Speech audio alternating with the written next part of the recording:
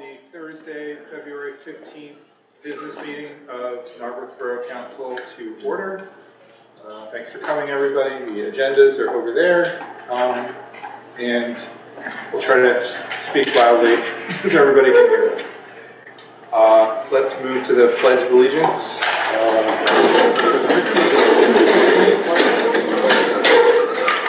Pledge allegiance to the flag of the United States of America, to the republic which stands one nation under God, indivisible, with liberty and justice for all.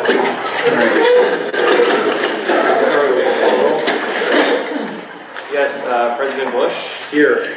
Vice President Rickards. Here. Councilmember Winston. Here. Councilmember Burek. Here. Councilmember Spear. Here. Councilmember Galdini. Here. Councilmember Salvinson. Here. Mayor Deutsch. Here. Are there any additions or changes to the agenda tonight? Okay. I have no comments other than tonight's going to be a lengthy meeting, so we appreciate your patience in the audience while we move through our business. Madam Mayor, do you have a report? Briefly, it looks like we're in for another storm this weekend on Saturday. So we're still kind of analyzing the situation, but keep an eye out for if we need to declare a snow emergency so that you move your cars off the route so the public works crew can help clean our streets. We'll issue that if needed. And then that's it. Okay. In that case, let's move to public comment. So public comment is limited to 3 minutes. Please begin by giving your name and your address. And I'll also add that we will have multiple hearings tonight, and each hearing will have its own public comment period. So for instance, many of you are here for the 230 Haverford project. There will be a public comment period during the conditional use hearing. And in fact, it would probably be better to save your comments until that time because they will be formally entered into the record of the hearing. So during this public comment period, you are allowed to address whichever topic you like, but if you're here to talk about 230 Haverford, it might be best to save your comments for the hearing. All right, so I'm just going to start in the front row and start moving along and see if you have a public comment. Just kind of look up and. Okay, moving on to the second row. All right, third row. Fourth row. All right, anybody in the room wish to make a public comment at this time? Okay, go ahead and speak. Kimberly Buzak, 237 Dudley, unrelated to things on the agenda tonight. I just want to express and urge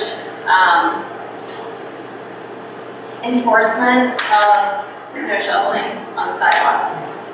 My daughter and several of her friends were attempting to walk to their bus stop after the snow day, carrying their entire locker on their backs because they had done Zoom school the night before. Several of them slipped and fell because there were very long stretches on Windsor Avenue that had not even attempted shoveling. And on these major routes where several large groups of kids are walking to the bus, I would just really appreciate if you can't do borough-wide enforcement, please enforce Essex with bus stops and bus routes, and Windsor at a minimum.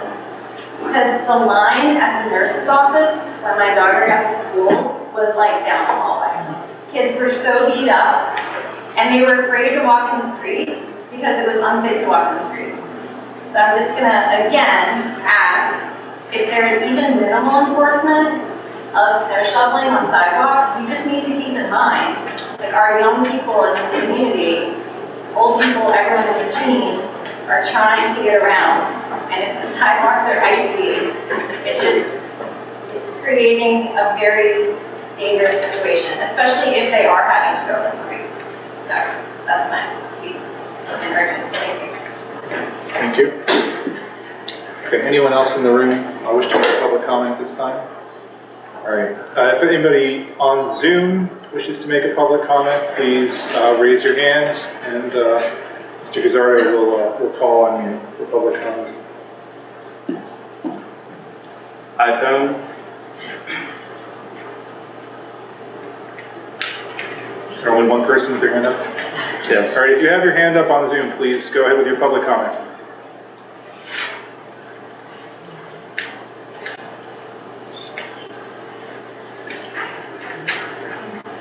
So is there anybody else on Zoom with their hand up?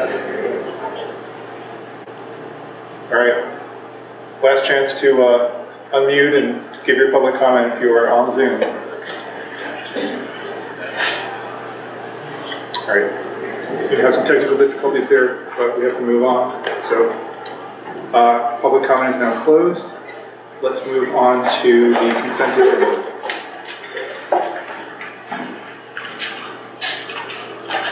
So I'm going to make a motion for the consent agenda. Move to accept the consent agenda items for approval A through D. All right, is there a second?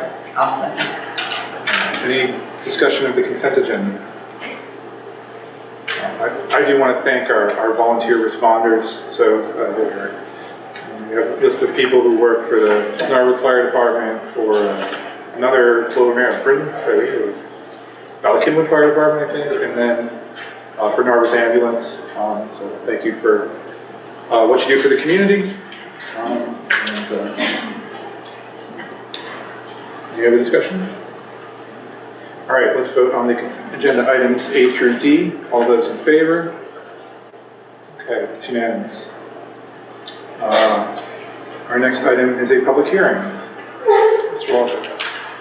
Thank you, President Bush.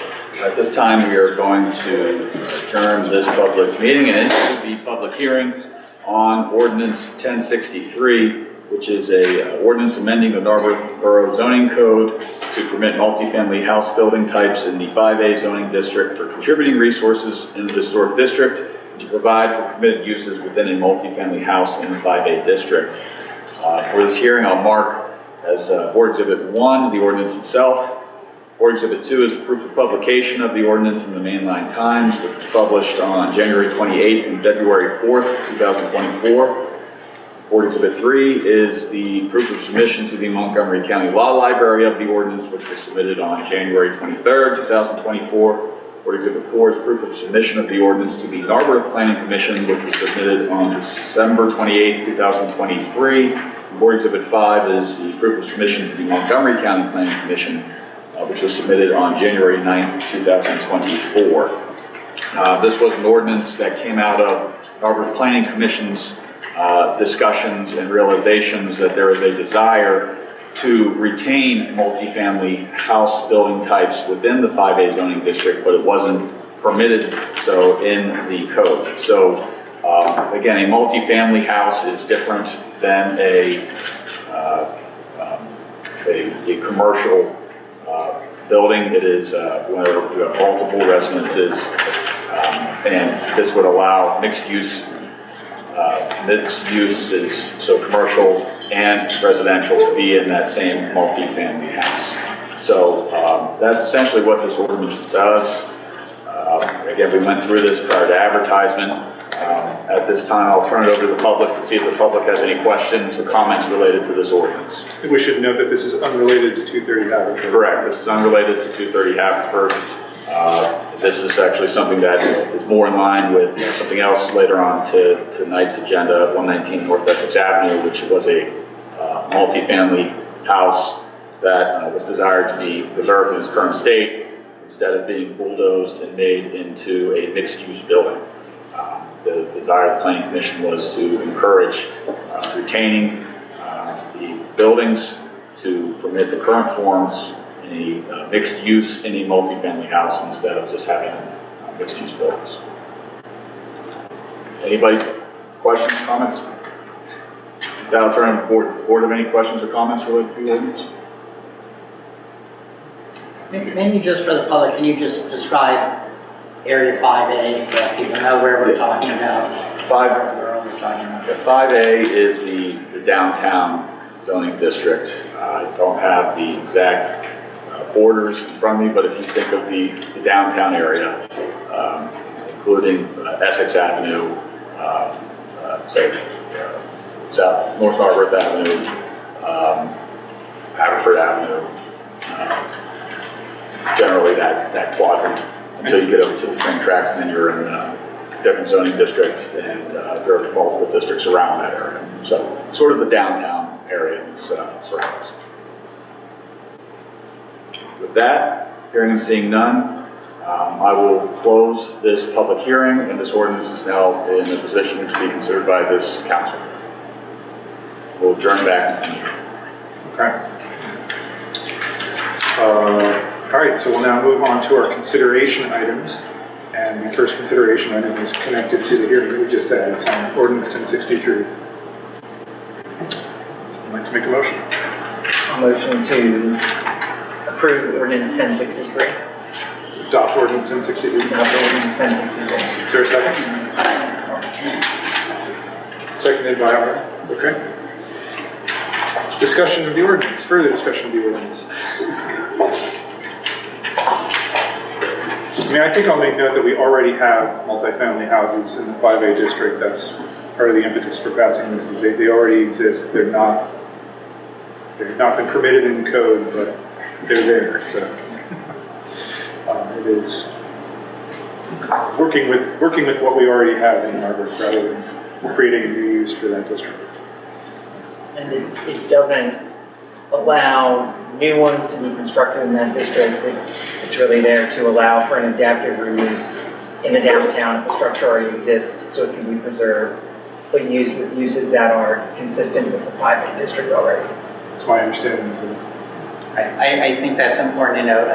There's defined terms in here that people might not understand. So it's a contributing resource, means that it already exists as a unit. The idea is that if it already exists, we're not going to retroactively create a problem for somebody who owns one of these multifamily units if they want to readapt it or reconfigure it in whichever form or fashion they will, as you're going to find out about this Essex property.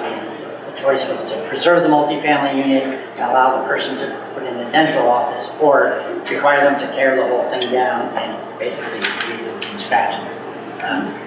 If you look at the actual property, I think we'd like to preserve the property. It stays with the feeling of the town. Further discussion of the ordinance? Okay, let's vote on ordinance 1063, a zoning update to permit multifamily house types in the 5A district. All those in favor? Opposed? Okay, it's unanimous. Let's move on to 10B, which is 119 North Essex land development. Move to adopt resolution 2024-01, preliminary final land development. So this is Is there a second? Seconded by R. Okay. So and I see that the applicant and the applicant in here is here tonight for further questions or any presentations they'd like to provide related to this application. But this is a resolution for preliminary final plan approval for 119 North Essex Avenue. The applicant is the legal landowner of the property, which is currently a 3-unit multifamily house. And the applicant proposes to demolish the accessory standalone garage and expand the existing house, the footprint with 2 apartments on the upper floors and a approximately 2,000 square foot non-residential space, which at this time is intended to be a dentist's office on the first floor, along with associated site improvements, including stormwater infiltration basin to assist with stormwater on that property. The plan's been reviewed and recommended by both the Narberth Planning Commission and the Montgomery County Planning Commission. Again, the concept of the prior ordinance that was just enacted was to permit this use to proceed without having to go through a conditional use hearing. There are standard conditions of approval associated with any approvals that would be given to this project, including the requirements to enter into financial security, to do agreements related to stormwater management, to to pay the required contributions for the stormwater fees and other standard conditions. There are 4 waivers being requested. One of them to allow the preliminary plan along the same time as the final plan. The next to require a 22-foot wide driveway for 2-way traffic. The next to require a sidewalk width of 8 feet. Again, these are requests for waivers, and request for a waiver to permit limited number of vehicles which will utilize the parking lot to back out onto Windsor Avenue. So 4 waivers are also being requested and are under consideration tonight, along with the plan approval itself. With that, I turn it over just to see if the applicant or the applicant's engineer has anything they feel that needs to be added. Good evening. My name is Chris Young. I'm the civil engineer for the project. The owner, Dr. Carl, is here, as well as the architect, Shane. I think your explanation was great. I can give any other details if you'd like, but if not, then we agree. All right. So I think let's talk about if people have any questions about the project in general first, and then we'll go through the waivers. So anybody have questions or comments about the project itself? I know this went through a couple rounds with the Planning Commission and has been improved by their feedback. So appreciate you taking into consideration the HARB too. The HARB as well. That's right. It's good when the process works like that, and we end up with a stronger, with a better building. So let's move on to the waivers. The first waiver is for a final plan along with the preliminary plan. Does anybody have concerns with this waiver?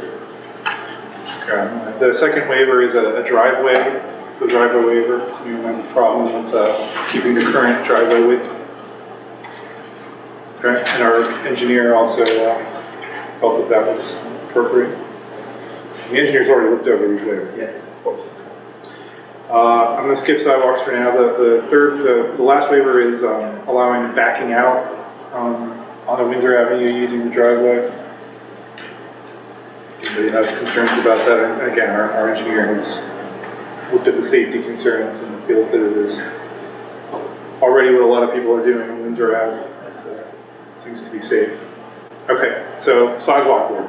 I know council members have raised concerns here about the sidewalk width.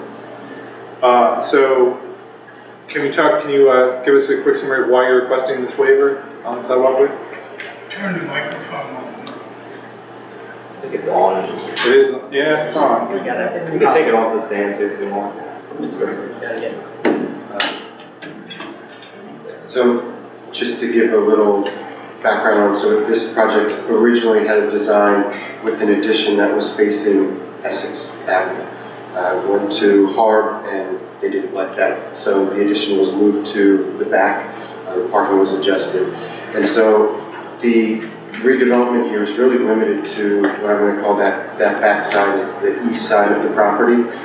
The waiver for the driveway is that the driveway apron is currently 21 feet. We wanted to keep that and minimize disturbance. So we're really trying to minimize disturbance here on that east side of the property. We don't otherwise have any new sidewalk that needs to go in along the whole frontage along Essex. It's currently about 6 feet wide. Along Windsor, it's about 4 feet wide. And so to add the additional sidewalk work that would otherwise be done is about another 500 square feet of impervious and about 1,000 square feet of disturbance.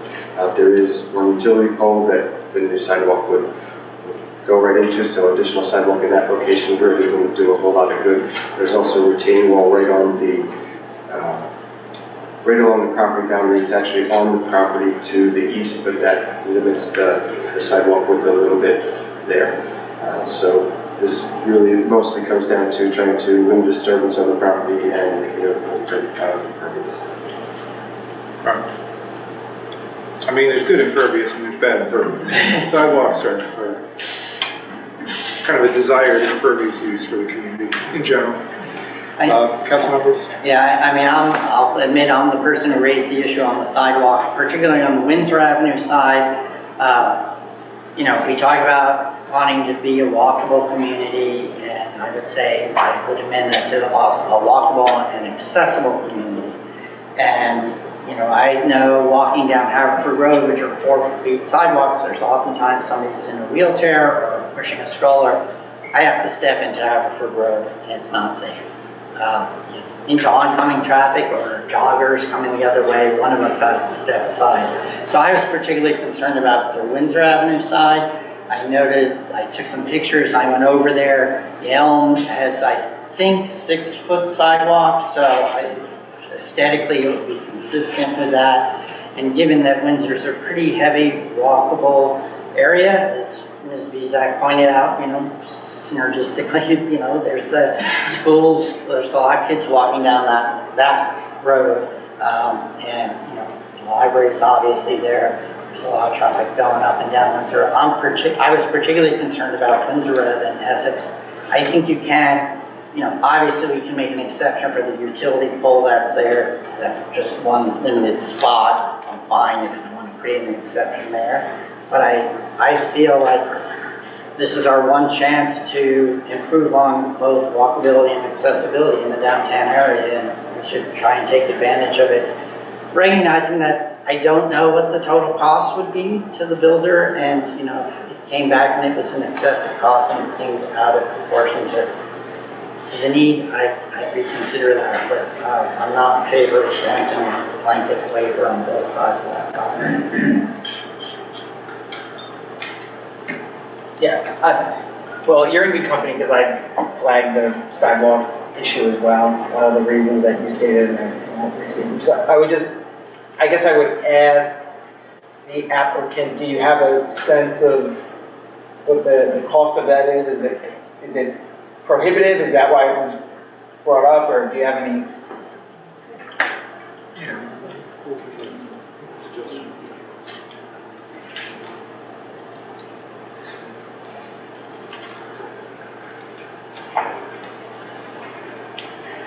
I don't have an answer to that right now. I could venture a guess at how much it would cost, but that really wasn't a consideration at this point. We thought after going through the process that we had and with the planning commission, they seemed on board with it. We didn't really investigate that further. Mr. Young, there's a utility pole in that sidewalk. So if you were to extend the sidewalk, I'm assuming you'd have to move every utility pole on that block. So there's a utility, there's the 4-foot sidewalk. Right. And then the utility pole is right behind it. And right. So if you extended the sidewalk, you know, that would be a blockage in the sidewalk, which is kind of typical of downtown. I don't think that you would move it. You don't have to move it. Okay. You would leave it there, and that would just be an obstruction as you walk down the sidewalk. And there's one utility pole in there. Is there some compromise between 4 feet and 8 feet that would be less expensive? Sure. Would it be 6? Yeah. I think that, yeah, if the elm, which is your neighbor on Windsor, is 6 feet, I think it would. Yeah, I'd be fine with 6 feet. I thought I had said that, but I don't think it has to be 8 feet, but I do think we have the opportunity to expand it to. Yeah, I really worry about people having to step out into the street on the 4-foot sidewalk. And there's a grading which makes it a little more complicated, but it is open, so it's not like you'd have to move back a retaining wall. I recognize it's not the same on Essex, and that's why I'm willing to compromise to say just on the Windsor side and on the Essex side. Because Essex is, I think, 4 feet all the way down, so it would be more consistent with what's right there already that we may be able to do. So. Essex has a metric sidewalk kind of going up and down the street. Right, all the way down. It's identical appearance all the way down. Right. So, Jim? If we were going to agree to widen the sidewalk at 6 or 8 feet, does anybody know, or maybe you know, does the existing 4-foot sidewalk have to be torn up and redone wholesale, or can you just have a 2-foot addition to the sidewalk? My intent would be to have a 2-foot addition. So it would, now, I just drove by tonight to look one more time. I looked at some pictures I had. It looked like it was in fine shape. Now, anytime you do that with the addition, you do get a different color, which is not always ideal, but it looked like it was in good enough shape that you could add to. That would be my preference. There's no sense in tearing up perfectly good concrete. There's a high carbon cost pouring concrete to begin with. If we're gonna widen the sidewalk, that if it were possible, I would ask that it be an addition rather than wholesale tear. Now, because of the slope, is it necessary to build any kind of retaining wall against the sidewalk? So the Essex side has a bigger embankment and some steps right next to the existing sidewalk. The Windsor side doesn't as much. There's a little bit of an embankment, and so when I said it would take about an extra 1,000 feet of disturbance, there would be some grading back towards the building, but I don't believe the Windsor side would be retained. That's why I was willing to limit it to the Windsor side. The Essex side looks, you require a whole lot more, that retaining wall would have to go back. I don't think it's reasonable to ask you to do that. The Windsor side seems much more open and able to. So it sounds like the cost might be minimal if we just expand that sidewalk from 4 to 6 feet. I'm sorry, Chris, you don't know the sidewalk offhand on Essex? It's about 6 feet. Oh, it is 6 feet. Essex is about 6, Yeah, it and is. Windsor is about 4. Okay. All right. Well, in the interest of moving this along, it seems like the will of council is to not allow the waiver and to ask for 6 feet of sidewalk. It seems at this point, the waiver would be given to permit a partial waiver to allow a 6-foot sidewalk just on Windsor Avenue alone. Meaning that there does not need to be an expansion of the sidewalk to make Essex 8 feet, which would include that Correct. grading. That You're not would be asking- removed. And you're not asking for 8 feet also on Windsor. You're asking would be Correct. relief to add the additional 2 feet, so 6 feet onto just Windsor. Yeah, that's what I'm hearing from council. And that could be reflected on the resolution, handwritten in, if that's something that would be amended. So it would be denied partially, and we could write just so the review staff would know exactly what would be permitted for the further reviews. They Okay. would have to resubmit a plan, not for council's consideration, but for administrative review of the staff that would provide for that additional 2 feet. Okay, so for now, we would vote on the other waivers and the plan itself, or what are we, Yes, you could. how are we going to do this? You could vote on the waivers individually and the plan, or you could vote on the plan with the waivers with that amendment to the sidewalk. Just do. Sorry. Let's vote on The potential motion would be to approve the plan pursuant to the resolution along with the waivers, except for denying the waiver for the sidewalk, but amending that to permit only the 6-foot sidewalk along the. okay. Would someone like to make that motion?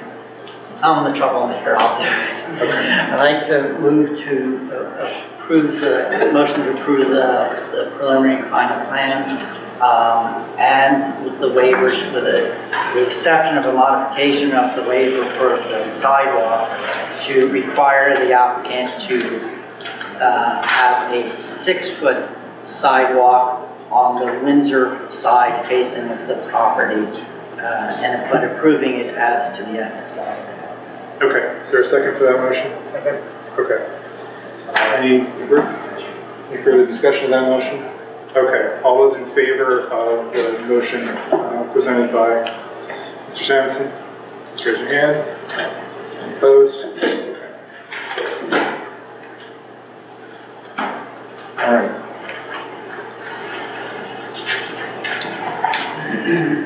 Will you take any further action on that item this time? All right, thank you. And,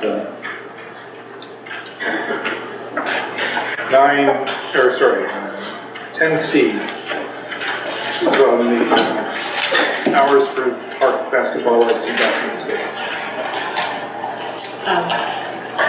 I make a motion to adopt resolution 2024-02 to establish set available times for the Melbourne Park basketball court lights and bathroom facilities. Okay, is there a second? Second. Okay. Do you want to go over here? Sure. So the resolution under consideration that's brought to council is brought to you by the Parks and Recreation Board after discussion and deliberation regarding a policy for the hours for the basketball court lights, as well as for the bathroom facilities at Maples Park. Shall I give a background? Feel free, because we've talked about this, particularly the basketball lights. It can come before council multiple times. So in the fall, Parks and Recreation Board received public community input regarding the borough's decision to temporarily adjust the court light hours to turn them off earlier. And then it was clarified by the police and public works during those meetings that the closure was in response to a significant trend of issues, including vandalism, property damage, disruptive behaviors. And in response, the court lights were turned off earlier.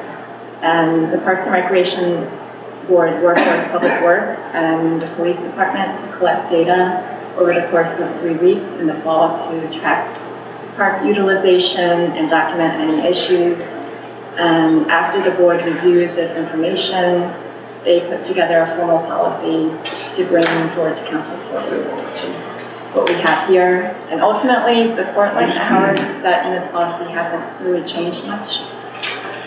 What the borough has been doing in the past, but it formalizes policy and the hours for the court light hours. And the resolution reads that the court light hours will be set to dusk to 9:30 p.m. from May 1st to October 31st, and dusk to 8 p.m. from November 1st to April 30th. And then the borough can adjust the hours on an as-needed basis if issues arise. And then the resolution also includes a policy regarding winter closure of the public bathrooms at Narberth Park. And the Narberth Park bathrooms will be closed for the winter season from December 1st to March 31st. And this was also discussed and deliberated by the Parks and Recreation Board. The policy the board approved is in line with Lower Merion's policy for winter closures of bathrooms. And Public Works estimated that reducing the light times and closing the bathrooms would save about £1,000 annually for the borough. Okay. Let's start with the basketball court times. Anybody have any discussion or concerns here? I'll note that the basketball league tends to go later than that, so I would expect to have a request at that time to keep it open later. We'll of course, fall under the borough reserves the right to adjust the schedule. I think we can preemptively say that the Borough Council wishes to accommodate the basketball leagues and their requests there. Okay.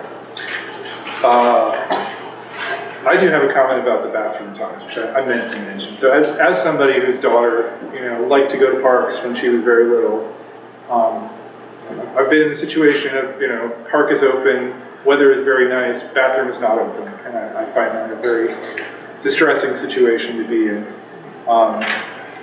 The library covers for a lot of that because the library is often open, but the library is going to be closed fairly soon for repairs, or a significant portion. I don't know if the bathroom will be available for these repairs.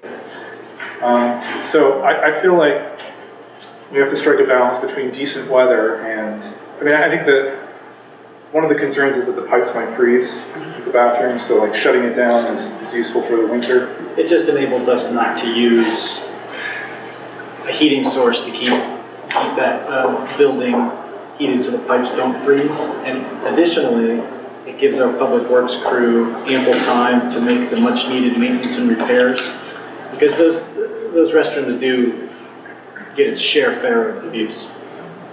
That's putting it lightly. I would propose that we switch it and open them March 1st. So I looked, and we have about a third of the days in March are 60-degree days these days, which are playground days.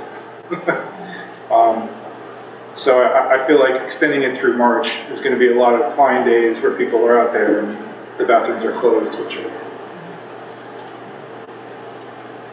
I would prefer not to have that happen. So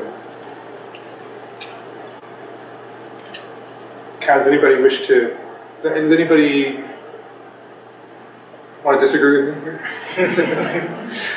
Okay. March can also be a very cold month, and then you're dealing with the frozen pipe issue. But you have to heat it. I guess, yeah. That was long. How long is this building open for people? Can use the For every day? During the week? Not on Saturday and Sunday. I know. I will say one of the other issues that had come up was property damage and vandalism during those times when the park is not utilized very often and the bathrooms remain open. And that's something that is a cost to Public Works for their time and in terms of money to repair. Is this something that we can try, and if we get a lot of complaints that the bathroom being closed really is prohibitive, we could reevaluate?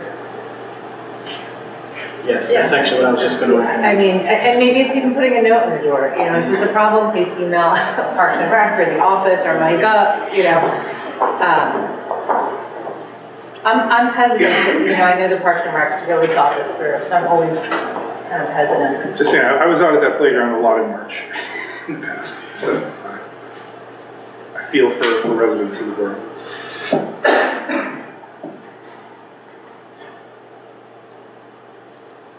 But I'm not sure I see interest in amending this. Someone else would have to make a motion to amend if we were going to do that. And I don't see a motion at this time, unless anybody wants to. Okay, I don't see a motion to amend. So any further discussion of the of this resolution? All right, let's vote on resolution 2024-02 for set times for the basketball court lights and the bathroom facilities. All those in favor? I'm going to vote against this one. And let's move on to 10D, which is Simone Collins being hired for the master park. I'd like to make a motion to approve the contract with Simone Collins Landscape Architecture for the development of the Narberth Master Park Plan. Second? Okay. So this was the result of a bid and a recommendation from. Shall I? Go ahead. Okay. So the recommendation from the Master Park Study Committee is that council approve the contract with Simone Collins to develop the Master Parks plan for Narberth Park, Station Circle, and the park currently referred to as Elmwood Park, and for the staff to immediately begin the contracting process with them. Shall I give a background again? Okay. So the borough received a grant from the Pennsylvania Department of Conservation and Natural Resources, and PECO, to partner with the planner to design and facilitate a public engagement process and to guide investment in the borough for its parks and open spaces. The borough staff released a request for proposal on January 4th. The RFP was posted on the website and 7 consultants were invited to submit the proposal.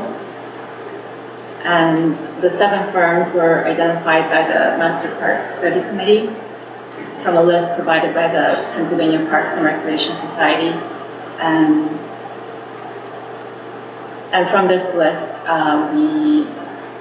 the firms were chosen based on their proximity and to Narberth and from their demonstration of similar projects in their portfolio. And from that list, we received 3 responses by the RFP deadline of February 2nd. And that was Simone Collins, should I listen? Simone Collins, Studio Brian Haynes, and Sequoia Wells Apple in collaboration with the Moon.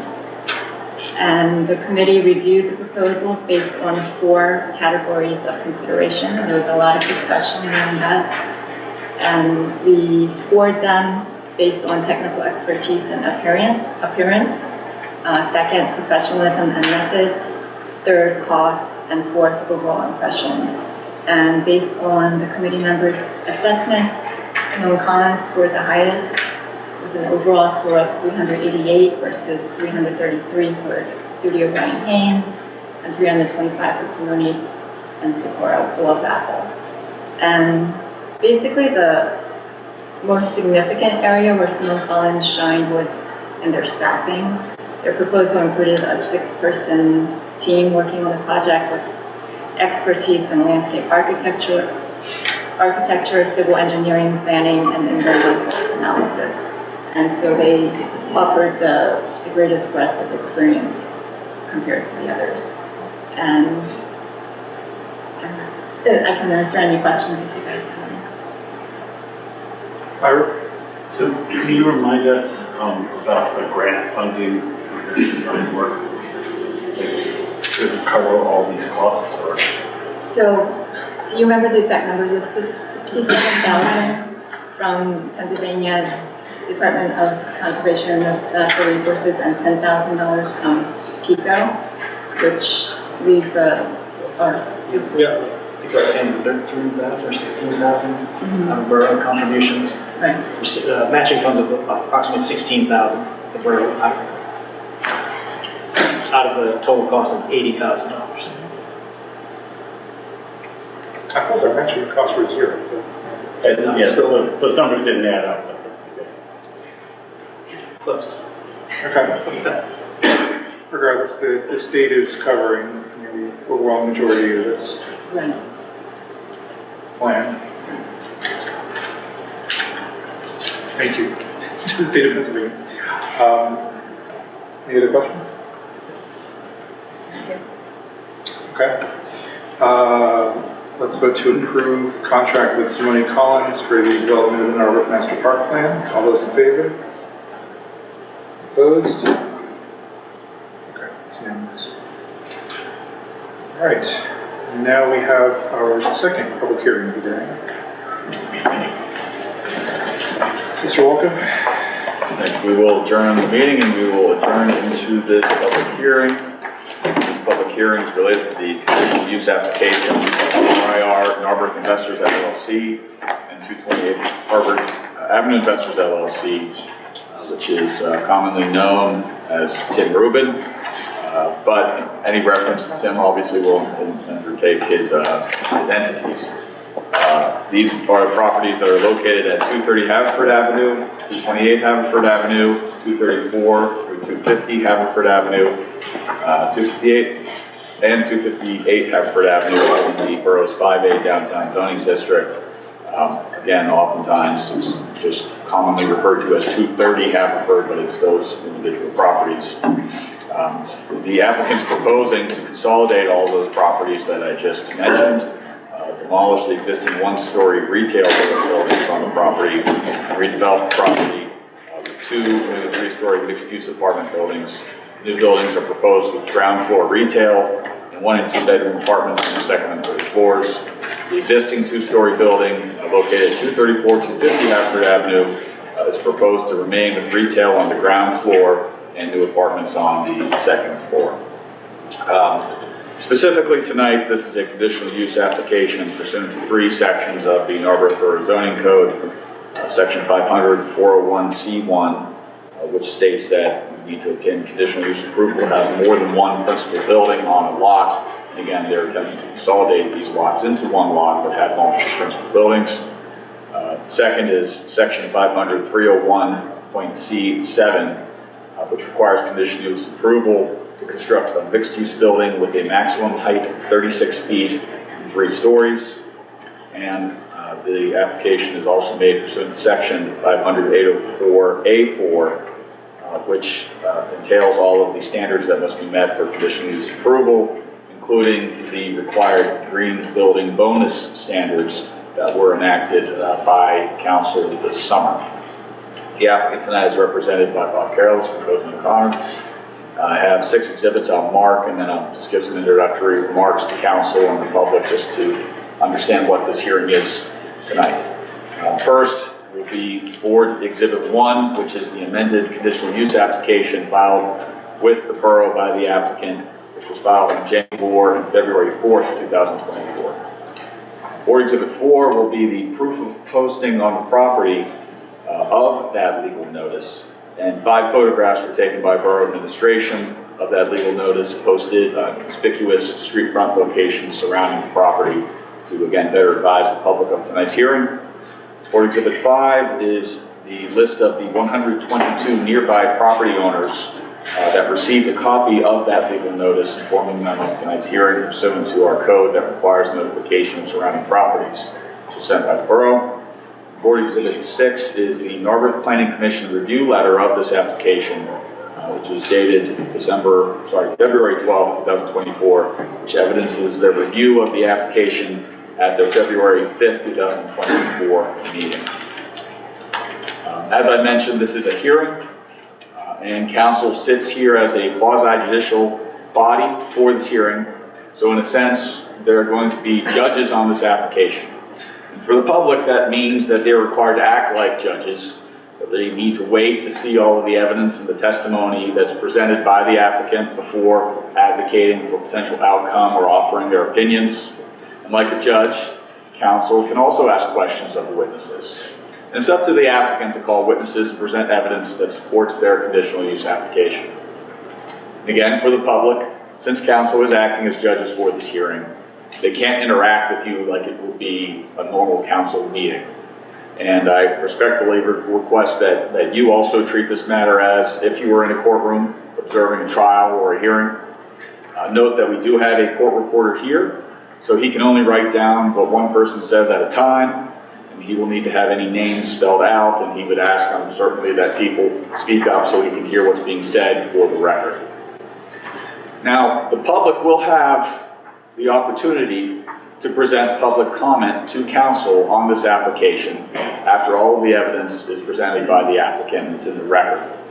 So notably, if you, the public, have questions related to this application, or comments, you can address them to council, and if council sees fit, council may be able to follow up with some of the applicant's witnesses on those questions, or the applicant themselves may want to address some of those comments upon conclusion of public comment.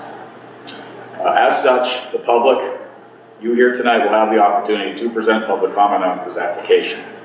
And persons in the room will also have the option, if so desired, to appear as a party opponent to this hearing, assuming you're qualified as an interested party, usually based upon proximity of your property to property subject to this hearing. Now, if you're granted party status at this hearing, you'd essentially be acting as an attorney, or you could have your attorney here with you, and you would be able to present your own witnesses, your own evidence. You'd be able to cross-examine the applicant's witnesses. You'd be subject to objections from the applicant's attorney as well. And you'd also have the right to participate in any appeals if you so desired, but your actions on the appeal would need to be in line covering the law of land use appeals in Pennsylvania. So again, you do not have to have party status or seek party status to provide public comment and make your comments known or present those questions tonight. So that being said, is there anybody here at this hearing that is seeking party status for this hearing? Hearing and seeing none, we'll reserve public commentary to public comment. Again, this is a conditional use hearing. The law provides that in a conditional use hearing in Pennsylvania, that if the applicant presents the evidence that meets the criteria established in the Narberth zoning code for the use that's subject to this approval, then council should approve that use. But council can impose reasonable conditions that are relevant to the application, to that use, to ensure that that use is complied with and is rolled out in a safe, effective manner. If there are objectors or concerns, the law provides that just a mere possibility of an adverse impact from that use is not enough to deny an application, and that the harm that might come from an application is more than what would normally flow from a proposed use. As such, if the applicant meets their burden and there is not a sufficient showing of the detrimental effects of that application, the law states that the application should be granted pursuant to the conditional use law. I anticipate that Mr. Careless is going to go through the criteria in an effort to try to meet their burden tonight and use his witnesses and evidence in an attempt to establish the criteria. Now, I know that council, the planning commission, the HARB, the applicant themselves, all of the advisory committees to council have recognized the significance of this application on the borough, and they do not take this lightly. Tonight is a hearing just about the use, the conditional use, and the aspects of the project related to those uses. This is not an approval of a plan. There would be, if approved tonight, a future consideration of the actual land development plan and the aspects of the plan, which is still being reviewed by borough staff and still being fine-tuned and presented, and will go, again, through advisory bodies and back before council. Questions related to the plan and land development would probably be better addressed at those times. So tonight we're going to be focusing on the aspects related to that conditional use. And again, if approved tonight, the applicant would be back before you at some time at a later meeting related to the plan itself and asking that the Borough Council approve the plan as then amended and at that time. So all that being said, I will now turn the hearing over to Mr. Careless. And Mr. Careless, I know that you have some exhibits that you handed up. If you just wouldn't mind, we don't have to go through them now. You can go at a different time. But if you wouldn't mind just briefly explaining to council who you intend to call as witnesses tonight, so they're aware of maybe if they have questions, if they are better aimed at a particular witness. Yes, of course, Mr. Walko, and thank you for that summary. That was excellent, largely stealing most of my thunder and my introductory remarks here, but it's much better done.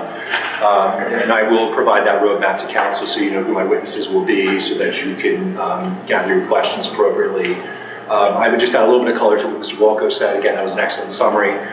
The application before you tonight is stemming from our land development application, as you know, which is to proposing to demolish the existing one-story structures along Haverford Avenue. We have met with your HARB twice, in January and February. And at the February meeting, we have a recommendation of approval for the certificate of appropriateness application for the proposed demolition. In the place of the one-story buildings, we're essentially proposing to redevelop from what is known as Mapes now down to the approximate area of McShay's for a new 3-story mixed-use building, which would be our first principal building under the application tonight. And the approximate place of what everyone knows as easy phone repair would be the proposed courtyard, which you'll see a little later on tonight, which we believe is an exciting opportunity to enhance the public gathering downtown and illuminate the retail experience along Haverford Avenue. We're preserving the 2-story building, which everyone knows as the Get Building. And on the other side of the Get Building, we're proposing a smaller 3-story mixed-use building. We believe that pulling easy phone repair away essentially provides an opportunity where we can spotlight and showcase the historic Get Building in a really great way, which you'll see again a little bit later on. The parking lot. Pause you for a second. Can everyone hear Mr. Careless now? I tried to put this in the middle. Microphone from the microphone. Yeah, bring it as close. Maybe you just have to hold on to this. Well, we're going to have 2 people here, so yeah, just bring it as close as possible to you. I will use my dad voice here.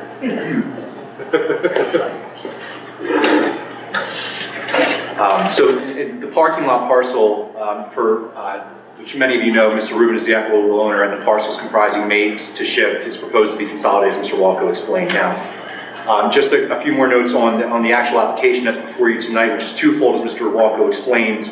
Your ordinance permits by conditional use the maximum height of 3 stories by demonstrating standards that we will go through in detail tonight through testimony. It essentially acts as a density bonus. A density bonus. And to allow, the second part of our application, as you will hear tonight, is to allow the second principal building on the lot. Allowing a second principal building here would achieve certain important objectives of our plan. One, it allows for the provision of the courtyard, which, as I said, in our opinion, provides a great opportunity to energize a gathering experience downtown and provide for vibrancy to our retail stores. 2, by opening up the courtyard space, it allows us to feature the 2-story Get Building. And 3, you'll hear it provides flexibility to Mr. Rubin to keep his tenant on the other side of the Get Building operational while the first phase of construction on the larger building is conducted. So we believe that there's good reason to allow the second principal building, which essentially would be done in phases in order to keep that tenant operational. We will have, I'm sure, time for a legal argument later on, but just to add on to what Mr. Walko said about what a conditional use is, I'd like to point out that allowance by conditional use evidences a legislative intent. Allowance in your ordinance, the provision of an approval by conditional use, evidences a legislative intent that that particular type of use is consistent with the zoning plan and presumptively consistent with the health, safety, and welfare of the community. Now, although the uses of the property are not technically before you tonight, the concept would still apply to the additional height that we're asking for in the second structure, which is the subject of our application now. As Mr. Walko asked, the roadmap for my testimony tonight, I will have Mr. Rubin come up first. He will testify to certain of the green building elements that we are committing to in order to receive the bonus for the additional height. Mr. Rubin will be followed by Lila Riley from McGran Associates, who is our building performance expert.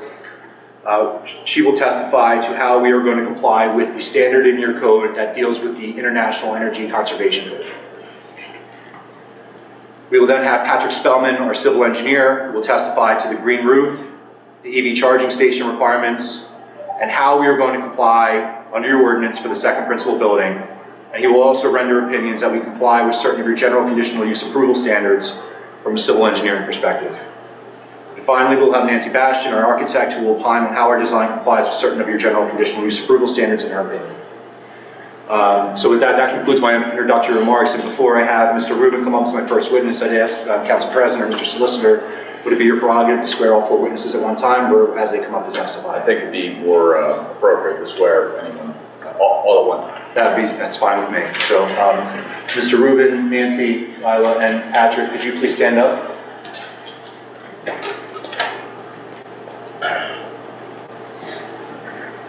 I swear, raise your right hand, please. I swear to protect the case, receive the truth. Can I have all your name? Patrick Spellman.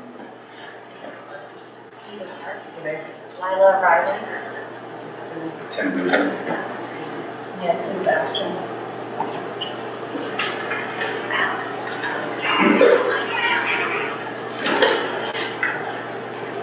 I think it's working. Would you like me to use louder? Do you want me to move the mic down so it's by your mouth? Yeah, I was trying to make it. I saw you. I'm Trying to throw it so it's both of us structure here. Just adjust it down. Yeah. Try some fall. There we go. Yeah. Yep. Yeah, it's not fall. Perfect. So members of council, in the exhibit book which I handed up, if you turn to the second page, you can see I have an index there for your reference, but we will start to go through the exhibits here as testimony commences. So, Mr. Rubin, having been sworn, you are here tonight as a fact witness, but I'd like you, just for the record, to please briefly describe your professional background. Sure. I've spent 35 years in commercial real estate, which actually probably feels more like 70 years, but technically 35. I've had various experience. I did 25 years at a public REIT, worked primarily on enclosed shopping centers, and for the last 10 years I focused my efforts primarily Eastern Main Line area around train stations, doing value-add, mixed-use, and ground-up developments. Mr. Rubin, if you could pick up your exhibit book there, and if I could direct you to tab 1, which I'm going to mark as Exhibit A1 for Applicant 1. Do you recognize this document? Yes. Is this the deed into 228 Haverford Avenue? Yes. Are you the managing member of Haverford Avenue Investors LLC? Yes. Please turn to tab 2, which I'll mark as Exhibit A2. Do you recognize this document? I do. Okay.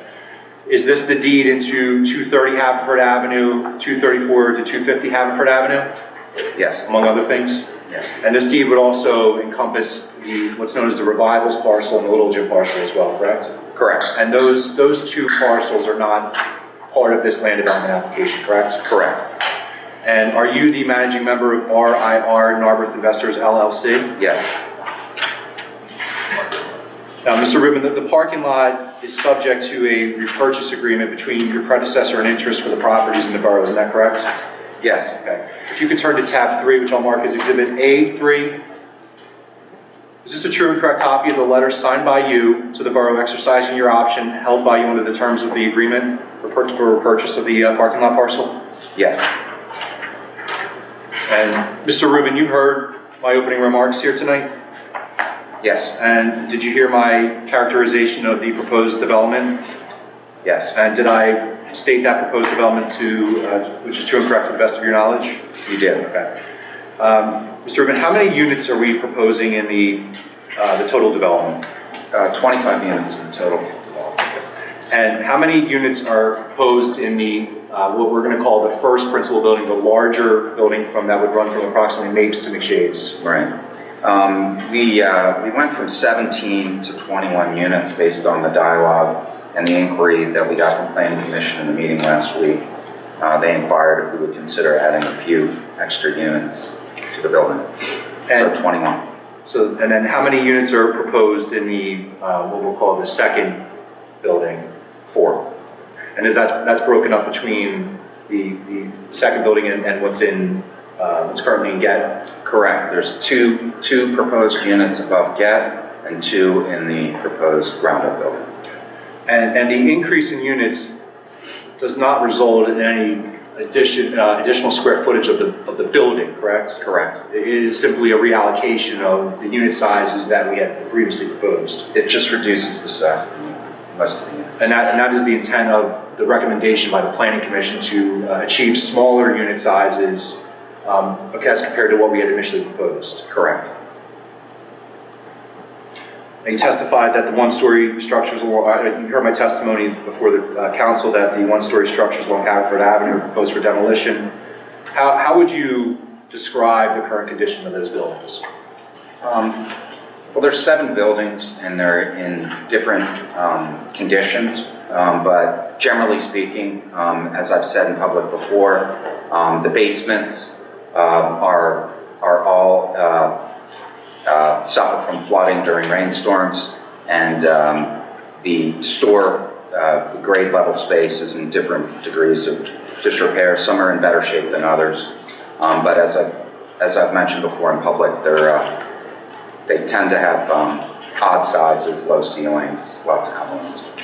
And we presented to the HARB photographs of the exterior and interior of those buildings. Correct? Correct. And we met with the HARB for this demolition proposal. Yes. And we have an oral recommendation from the HARB for our certificate of appropriateness for the demolition of the one-story structures. Yes. And we've also met with the Planning Commission on our conditional use application. Yes. And I'd like you to turn to tab 4 of the exhibit book, which I'll mark as Exhibit A4 for the record. Is this a true and correct copy of the letter we received from the Narberth Borough Planning Commission dated February 12, 2024? Yes. And this letter that we received from the Planning Commission supports the grant of our conditional use application? Yes. Now, in connection with the proposed redevelopment of the 2 new 3-story buildings, you're aware that Narberth's code allows for 3 stories subject to satisfying certain green building standards for this conditional use? Yes. So as the owner of the property, I just want to take Mr. Rubin and the board and the council through some of the elements that we're going to commit to provide in accordance with achieving the bonus for the green building standard. Section 500-804A4J2 says, quote, utility hookups, installations, and/or storage of natural gas, propane, oil, and fossil fuels shall be prohibited for all new or substantially improved portions of the building except A, natural gas lines may be installed on a limited basis when needed for commercial activities within a building, but not including general HVAC purposes, and B, backup emergency generators utilizing fossil fuels shall be permitted for the sole purpose of maintaining a power supply during a temporary interruption of the power grid if the power grid to which the building is connected may be subject to power outages. Will you comply with this section? Yes. Section 500-804A4J4 says all uses on the property shall acquire electricity from a third-party provider of 100% renewable energy. Further, If Narberth Borough has enrolled or does enroll in a community choice aggregation program, the property, including all residential and non-residential units on the property, shall participate and remain enrolled in the community choice aggregation program charts chosen by Narberth Borough. Mr. Rubin, could I ask you, how do you plan to comply with this section? Yeah, we plan to have language in the residential and commercial leases requiring them to acquire energy from third-party providers with 100% renewable energy. Section 500-804A-4J5 requires a voluntary restrictive covenant to be recorded, which will prohibit the removal of the conditions required for the green building bonus unless otherwise approved by Borough Council, or if the bonus is not required for the redevelopment and/or new uses proposed. Will we comply with this section? Yes. So we will record a covenant at the time of our land development plan is recorded? Correct. I do not have any further questions for Mr. Rubin.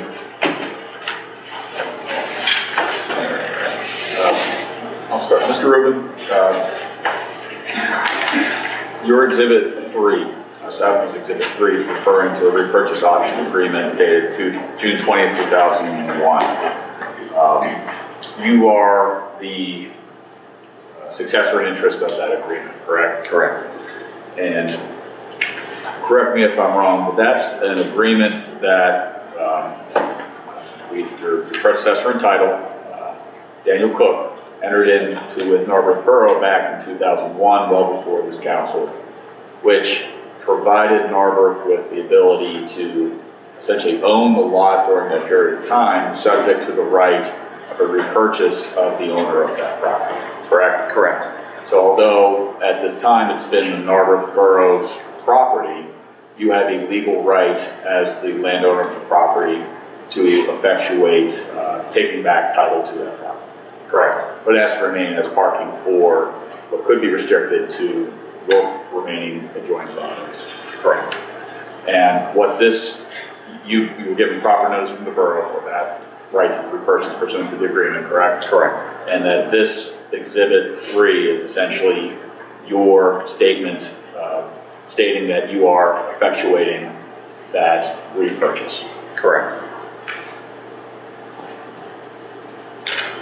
You mentioned some of the requirements that you're hoping to impose upon the property in order to comply with the green building standards. Would you be willing to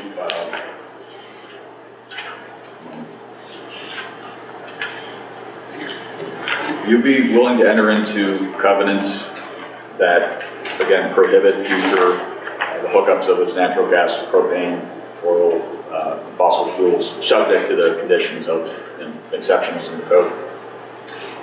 Subject to the exceptions, meaning the commercial tenants? Correct, that's stated under the code. Correct. And you're also intending to enter into a stormwater operation and maintenance agreement as a requirement of any land development approval that would also require you to maintain any stormwater facilities on your property in perpetuity, correct? Correct. And that would apply, anything we're talking about today would run with the land and apply to any future purchasers. So if you decide to sell it next year, it would still apply to them as well, correct? Correct. And now, you've also said that you're going to require the tenants to again enroll in that community choice aggregation program, assuming that the borough is able to have that in place. Is that something, again, that you will agree to require as a condition of tenancy in those leases moving forward? Yes.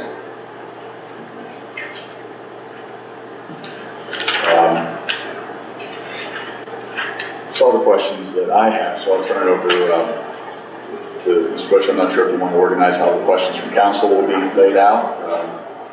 If there's any questions from council, go around the room, or we can start with you, or I don't have save you any for questions last. at this time, but everybody does, okay. I just have one. In terms of the green energy requirement, I think you said, I may have misheard that you would require the tenants as part of their lease to sign up for an energy source that's 100% green energy.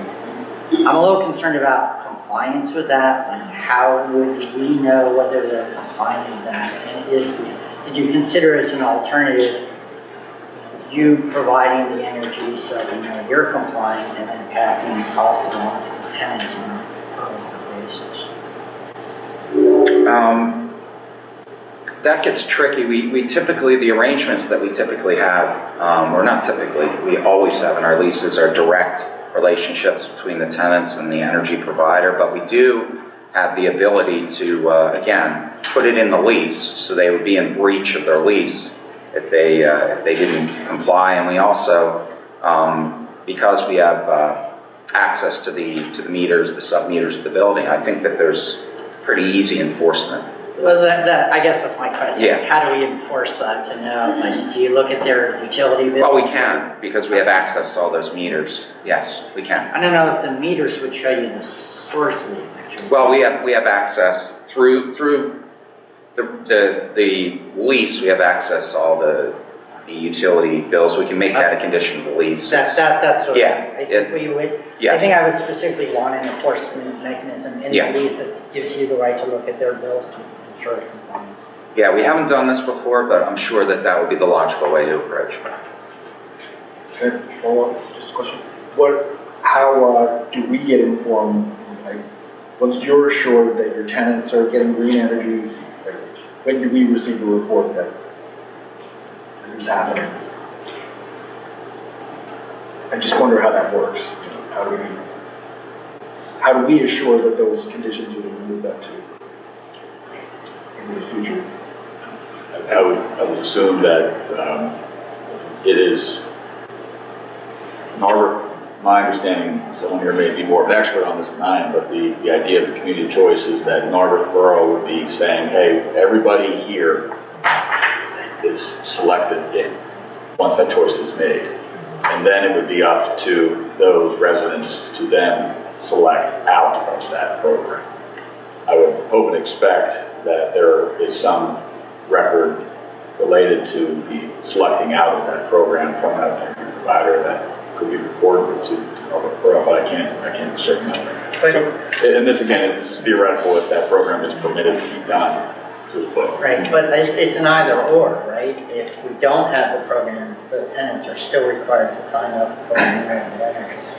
100% renewable energy. Correct. Prior to that time, it would be the non-community choice application book. So I think we'd have to be able to request to look at the lease to confirm.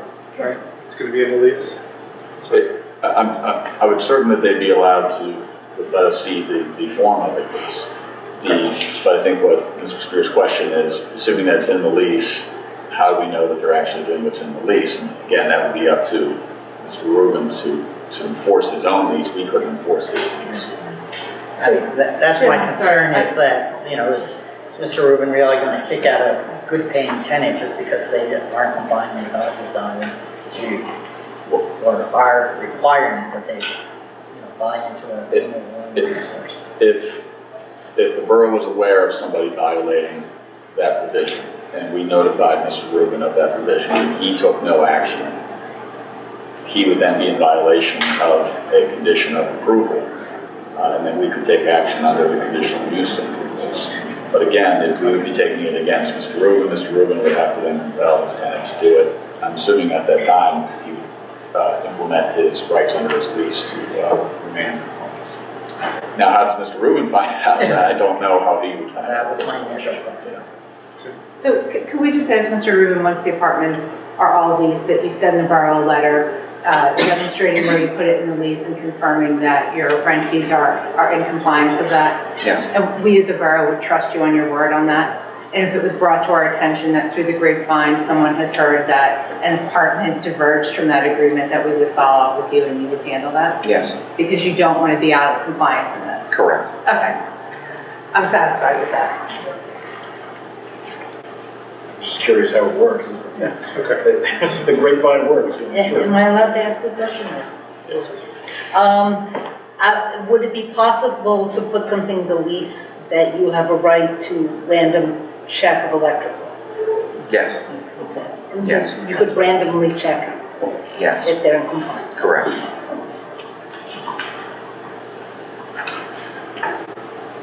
I do believe there might be some additional questions for Mr. Rubin after additional testimony, just sort of related to some of the more site-oriented issues. So it would be okay if you recalled at a later time for questions that may be more pertinent to him. Sure. Any other questions related to the testimony that was offered by Mr. Rubin at this time? Okay, on, next witness.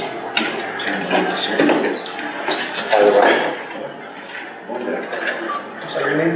Lyle O'Reilly. Ms. Riley, you previously been sworn. Ms. Riley. Still under oath. Yes. Ms. Riley, what do you do for a living? I'm the Director of Business Development for McGrain Associates. Just speak up a bit. Can I hold it? Yes. Yep. I'm the Director of Business Development at McGrain Associates. And what type of consulting firm is McGrain Associates? We provide mechanical, electrical, and plumbing design for high-performance buildings. We are sustainability consultants and green verifier. You're what? You're Mechanical, electrical, and plumbing design engineers, sustainability consultants, green verifiers. Yep. And we work as a third party on projects to help verify that projects are meeting intents and goals that they set for their unique projects from a sustainability standpoint. And approximately how many homes has McGrain rated, to your knowledge? To my knowledge, we have rated over 45,000 homes in the Mid-Atlantic. The applicant is calling you as an expert witness to opine on sustainable building design and building performance in view of the 2021 International Energy Conservation Code. Do you have any specialized training, education, or experience related to this matter? Yes. So let's walk through, what is your educational background? I have a Bachelor of Science in Business Administration from Drexel University. And could you walk the council through your professional background and roles with McGrain? Yes. So I started at the company 10 years ago, and as a lonely account manager, I am the Director of Business Development responsible for growing this company for the next 40 years of business. And in my initial role, one of my first tasks was understand the Energy Conservation Code. It will be your responsibility to understand it, explain it, educate, and advise on policy to help make sure that we're heading towards a future that adopts responsible measures so we can mitigate the impact on the climate. And So, if I can continue. please. I've also had the privilege to not only gain expertise in this subject matter, but also to participate at the state level code adoption processes under the 2015 adoption, the 2018 adoption, and now currently under the 2021 adoption as well.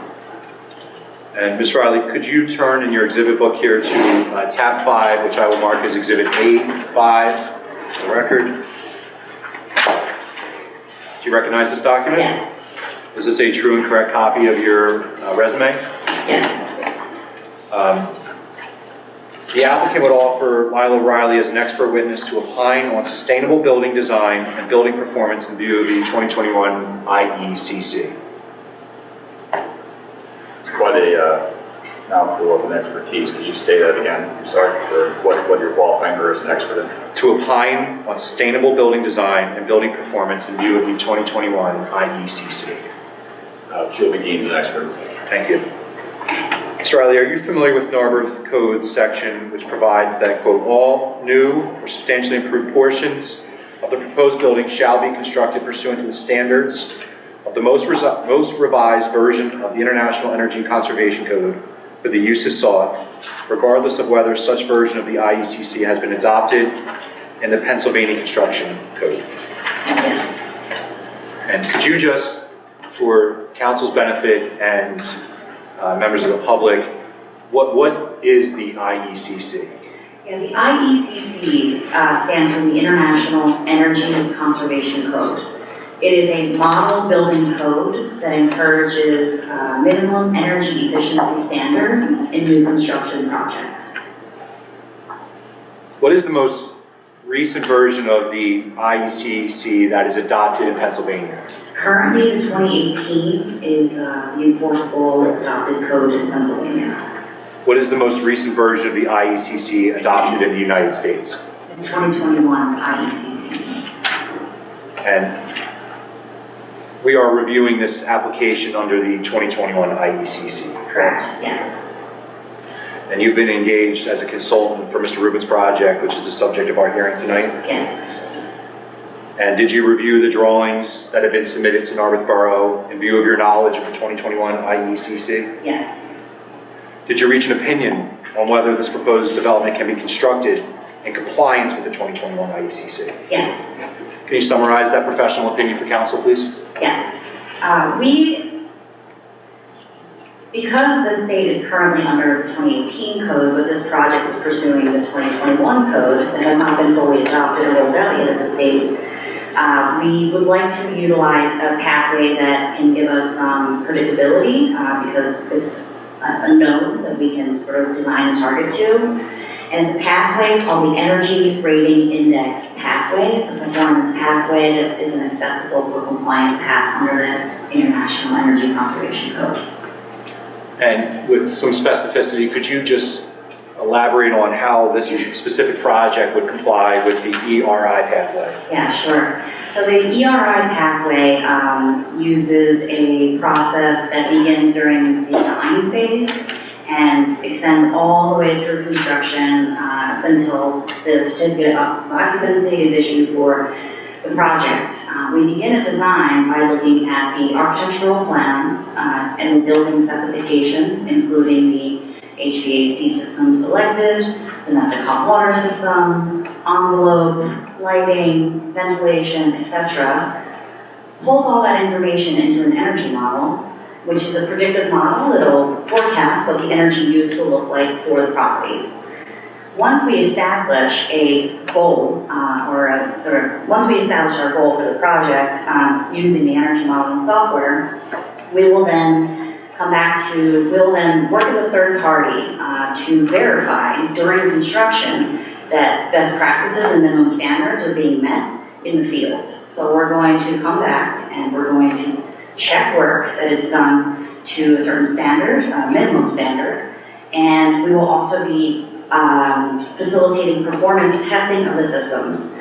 So what often happens is things get installed, but they don't always work to the optimal level. But we're there as a third party to make sure that the contractor's installation is meeting the expectations that the design engineer is specifying. So we're going to be testing how well air flows through the unit, how much air enters and exits the unit, how much air enters and exits ductwork, and how much air exits a room through to remove pollutants in the air in the bathroom and in the kitchen exhaust. So it's a comprehensive, sort of full system approach for bringing a better building product to the market. And in your professional opinion, Ms. Riley, is the appropriate time to start running energy models when the drawings for the development are finalized? Yes. And is that because as we're moving through a land development approval process, we could, for example, change window sizes, we could change 1 to 2 bedrooms. Does that all have an impact in your analysis in terms of achieving the ERI pathway score? It does, yes. Now you mentioned Pennsylvania's current version is 2018? Correct. And Pennsylvania is currently considering the adoption of its own 2021 IECC? Correct. And where in the process is that adoption? There are 3 public comment periods that are taking place. One just occurred last week. There's one at the end of this month and one at the end of next month. It's the final public comment period before the Review and Advisory Council will take into consideration the public comments, the recommendations made through the technical advisory councils, and then agree and implement on a code which will take effect in July 2025. And is it possible in the adoption process that Pennsylvania would tailor certain provisions of the United States IECC to specifically this state or this Mid-Atlantic region? Yes. And it would be your professional recommendation that this building be constructed with Pennsylvania's 2021 IECC? Yes. Because I assume that it would make better sense to construct a building in accordance with what Pennsylvania wants rather than a United States version that might be geared towards Hawaii or California. Yes. Which might have their own external climate factors or energy factors that don't exist here in Pennsylvania. That's correct. And once the buildings are constructed, will we be able to provide a certification to the borough which shows that our construction achieved compliance with Pennsylvania's 2021 IECC? Yes, we will provide certificates of the rating that has occurred for the property, which demonstrate what the energy rating final score will be based on all that testing that we do and all the energy modeling that we did at design. Firm up a completed rating and then issue a certificate for each unit to verify what your score is, what the annual operating costs will look like, what the annual savings are compared to a code build reference home, and what the mitigating impact is in the climate, how many trees planted, emissions saved, etc. Mr. Careless, is your client willing to make that a condition of any approvals to provide such a certification to the borough? He would, Mr. Walker. Thank you. And with that, I don't have any further questions for Ms. Riley.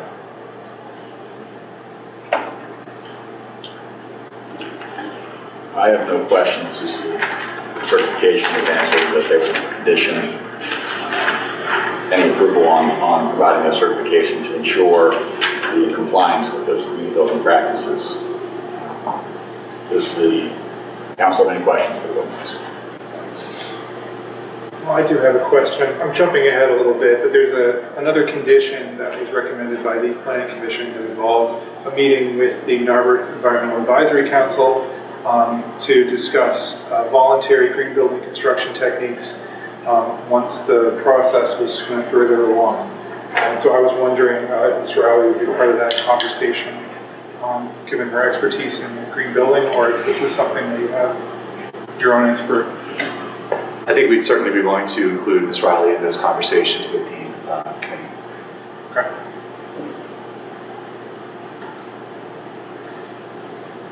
I have any further questions. Anybody else? Good. So you said it would be compliant with the yet to be ratified code. That's correct. Yes, so how does that work? Great, so there are, a builder has 4 options to comply under the Energy Conservation Code. One of the pathways is they call the performance pathway, which is the ERI. There's a table that demonstrates, depending on what climate zone you're in, we're in climate zone 4, there's a certain target score that they specify, and that section has not been contested as controversial. So if it's not controversial at the state level, then the RAC is going to approve it, and it's the closest thing we have to kind of a shooting target that we can plan and aim for at this time. And it also does, make a better building. It's going to be a better performing asset because we're going to pay careful attention to all the details to make sure that it meets that requirement. Thank you. You're welcome. Will you also be involved in assessing the green roof? That is not my firm's area of expertise.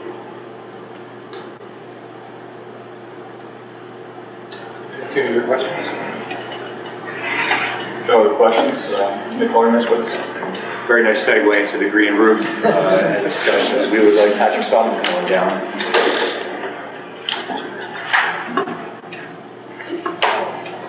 Do you think you can project it? No, just hold the mic. All right. Can you hear me? You're not too loud. The mic. Excuse me. Mr. Spellman, you've been sworn in as a witness.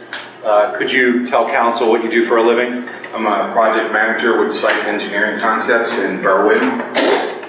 And in connection with our conditional use application, the applicant is calling you as a witness in this matter to opine on whether, from an engineering perspective, it is reasonably viable to provide on-site renewable sources of energy in view of our provision of a green roof, and whether we meet certain zoning standards for achieving the green building and also for the second principal building on our proposed consolidated property. Do you have any specialized education, training, or experience in this matter? Yes, I do. What is your educational background? Bachelor of Science, Civil Engineering, Lehigh University. I'm coming in June, I will be 40 years of experience. And that kind of hurt when I realized that. 35 years of it as a professional engineer. The last 15 years, I've been doing land development with site engineering concepts. Previous to that, I was with Yerkes Associates. And in the course of your career, have you worked on projects that have provided a green roof? Yes. Have you been qualified throughout your career to testify as an expert witness before governing bodies? Yes. Have you been qualified in your career to testify before zoning hearing boards? Yes. Have you ever been disqualified as an expert in those matters? No. I'd like you to open your book here to tab 6, which I'll mark as Exhibit A6, record. Mr. Spellman, do you recognize this document? Yes. Is this a true and correct copy of your resume? Yes. The applicant would offer Patrick Spellman as an expert witness in civil engineering, including land development, site planning, and stormwater management. Will be so admitted. Thank you, Mr. Walko. Mr. Spellman, are you one of the civil engineers on this project? Yes. Could you turn to tab 7 of the exhibit book, which I'll mark as Exhibit A7, for the record. Do you recognize, if you take a moment to flip through this, do you recognize this exhibit?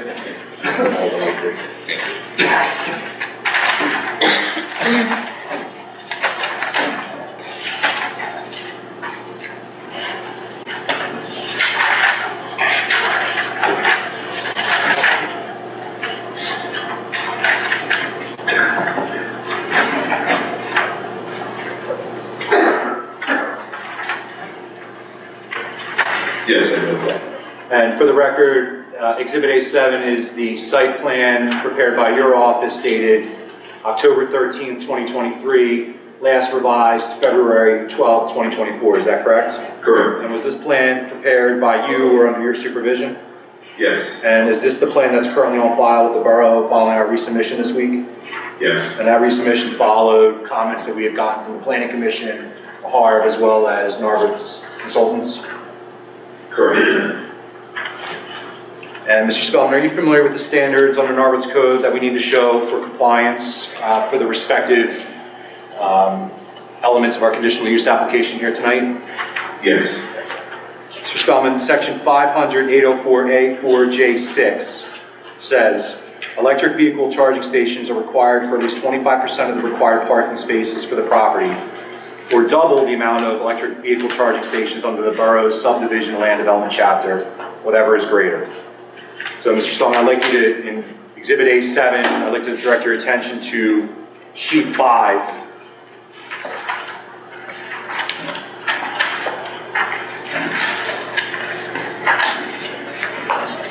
Okay.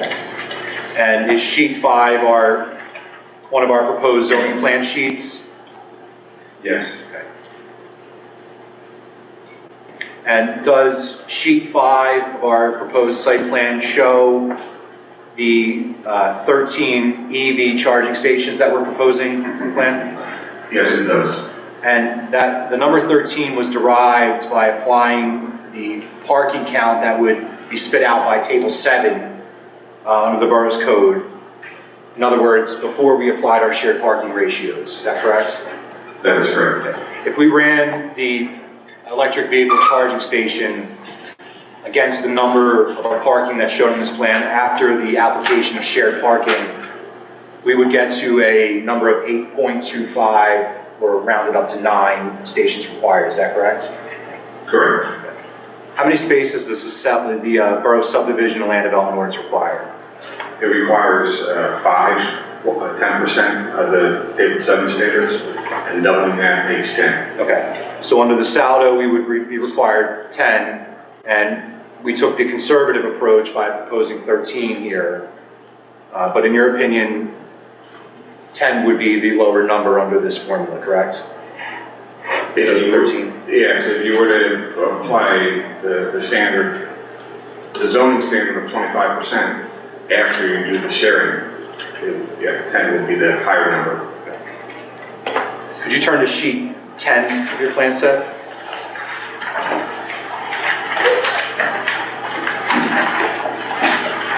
What does this sheet of your site plan show? This is the post-construction stormwater management plan showing the green roof on the larger building. There it is. Can you explain to council how the proposed green roof will function for purposes of our stormwater management? Yeah, so the main component of a green roof is a growth medium that is engineered, soil compost engineered to be as absorbent as it can and support plant life. It would then act more or less as a sponge to take the rainfall and make it available for the plants, removing it from the runoff volume, and also tend to slow down the peak discharge. And by generating plants, the plants itself also provides some stormwater attenuation. And the proposed size of the green roof that we're showing on this sheet 10, is that necessary in your professional opinion to achieve the stormwater management needs for the project? Yes, the water quality treatment volume required 1,508 cubic feet. The green roof that we're looking at here would give us 1,546 cubic feet of treatment volume. And just to be clear, we're not only proposing the green roof to handle the stormwater management needs of the larger Principal 1 building. This is for the entire project, correct? Correct. That is the volume required for the entire project.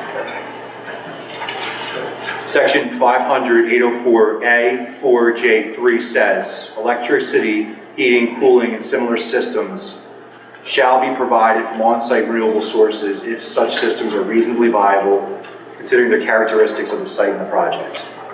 Mr. Spellman, in your professional opinion, can we design this project to have a green roof and provide on-site renewable sources like solar panels on the roof at the same time?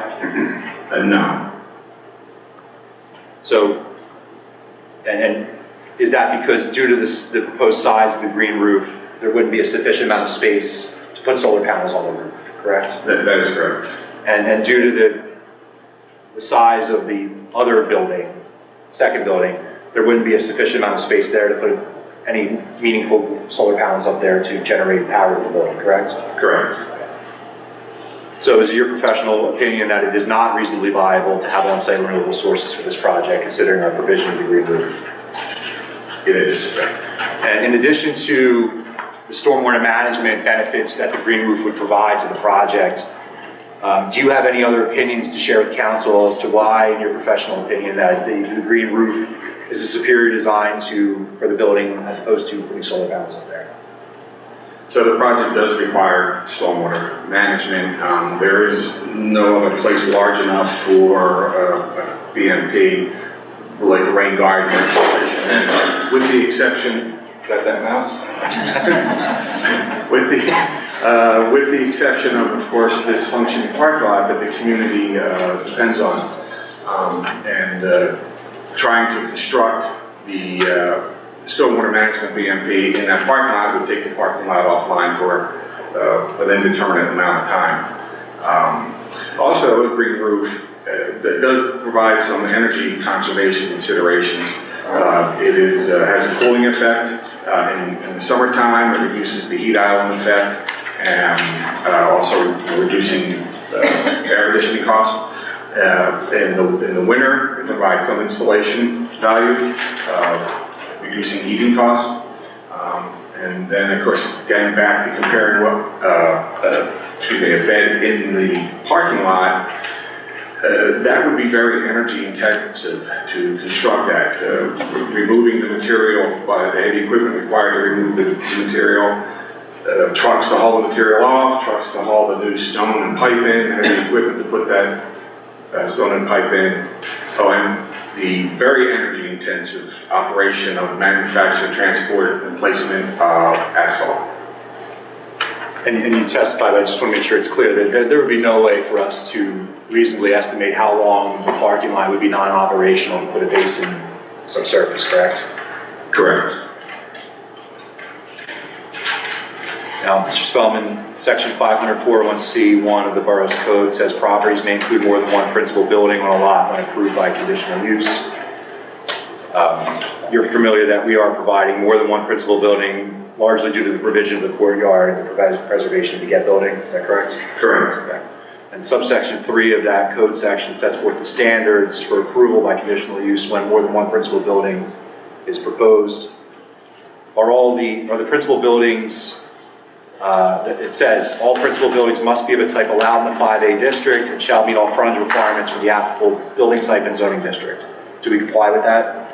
Yes, we do. The mixed-use building type is allowed by Table 6 of the Building Form 503 section. The building frontages are for mixed use of shop front and courtyard are allowed by 503. I said 503 before. 502C is the building type. 503 is the frontage type. And shop front and courtyard are allowed by them. The courtyard meets the dimensional requirements to be considered frontage, being that the height of the surrounding building is less than 2 times the width of the courtyard. We're sitting about 1.5. The setbacks, lot layer requirements are for frontage buildings are judged on an individual building basis. And sheet 5 of your proposed plan, it contains a note proposed frontage build-out calculation that shows compliance with the frontage requirements and the sum of building frontage lengths that have to be calculated for Haverford Avenue. Is that correct? Correct. So the frontage for the property is about 247 feet. Minimum required build-out is 90%. That gets us to 222 feet. The buildings provide about 208 feet of that. And then again, in accordance with the frontage types, the courtyard can be counted in the build-out as long as it's less than 50% of the minimum required. The courtyard is 22 feet. The minimum required is 222. We're at 10%, well below the 50%, so we can include it. All that gets us to 230, which is about 93.5% of the required build-out. And the code requires that building coverage, impervious surface coverage shall be calculated for the entire site, including any pre-existing fixtures to remain. Are we complying with that section? Yes, we are. We included account for the entire site in those calculations. And even though the uses of the building, which would generate a parking requirement, are not subject to our conditional use application, the code does say that total parking requirements shall be aggregated among all principal buildings, and uses shall be located on the lot so that parking is accessible to all building users. Shared parking ratios may be applied where permitted. In sheet 5, are we showing that we are calculating our parking requirements in accordance with this section? Excuse me, yes. Code requires dedicated pedestrian connections must be made between all buildings and adjacent buildings and any streets onto which the property fronts. Is that applicable here? Now we front all our buildings front on Haverford Avenue and have a direct connection to the sidewalk. Mr. Spellman, I just want to ask you some questions about the general conditions of approval for conditional use under the borough's code. In your professional opinion, do we comply with all requirements and standards that are set forth in the code to allow us to pursue this conditional use approval? Yes. Your professional opinion, does the plan comply with the zoning requirements of the 5A district? Yes. Your professional opinion, does the conditional use comply with all applicable criteria and standards in the borough's code, along with any other applicable state and federal regulations? Yes. In your professional opinion, will granting this conditional use application be detrimental or adversely affect other uses in the vicinity of the subject property? No. And will, Mr. Spellman, in your opinion, would the project be served by adequate public facilities, including streets, water, sanitary sewage, fire protection, stormwater control, parks and rec uses, and other public facilities and services as applicable? Yes. And in your opinion, your professional opinion, Mr. Spellman, would granting this conditional use provide merit and value to the community as a whole? Yes. And Mr. Spellman, in your opinion, would granting this conditional use application have any adverse effect on the public health, safety, and welfare? No. I have no further questions for Mr. Spellman. Mr. Spellman, looking at sheets 10 and sheets 11 of the plan, being the post-construction stormwater management plans or PCSM plans, and details for those facilities. So those details some of the stormwater facilities that would be included with this project, correct? Correct. And sheet 10 shows the green roof, and sheet 11 shows, I guess, the details for maintenance, installation, and essentially details of operation of that green roof, correct? Correct. Now, it's my understanding, and correct me if I'm wrong, that the applicant would be required to enter into a post-construction stormwater management operation and maintenance agreement for all stormwater facilities on the property, correct? Correct. And this is identified as one of those facilities.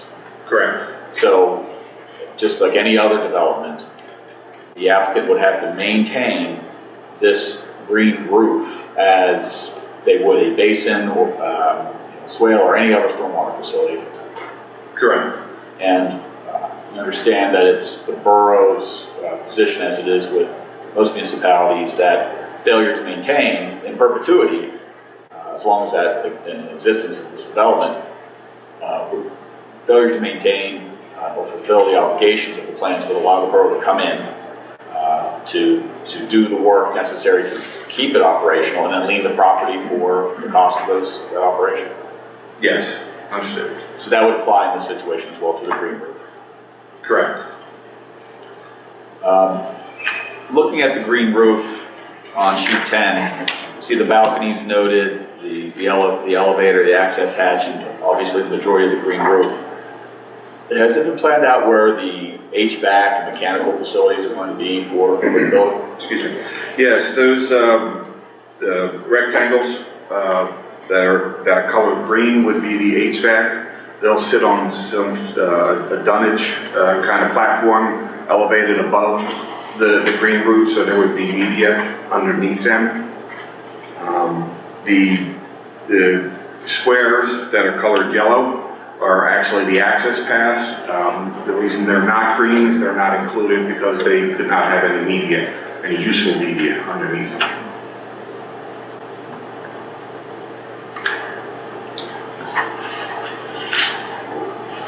Will, Mr. Garrett's will questions related to landscaping be handled by a separate witness? You could ask your question, Mr. Spellman, if you ask the question.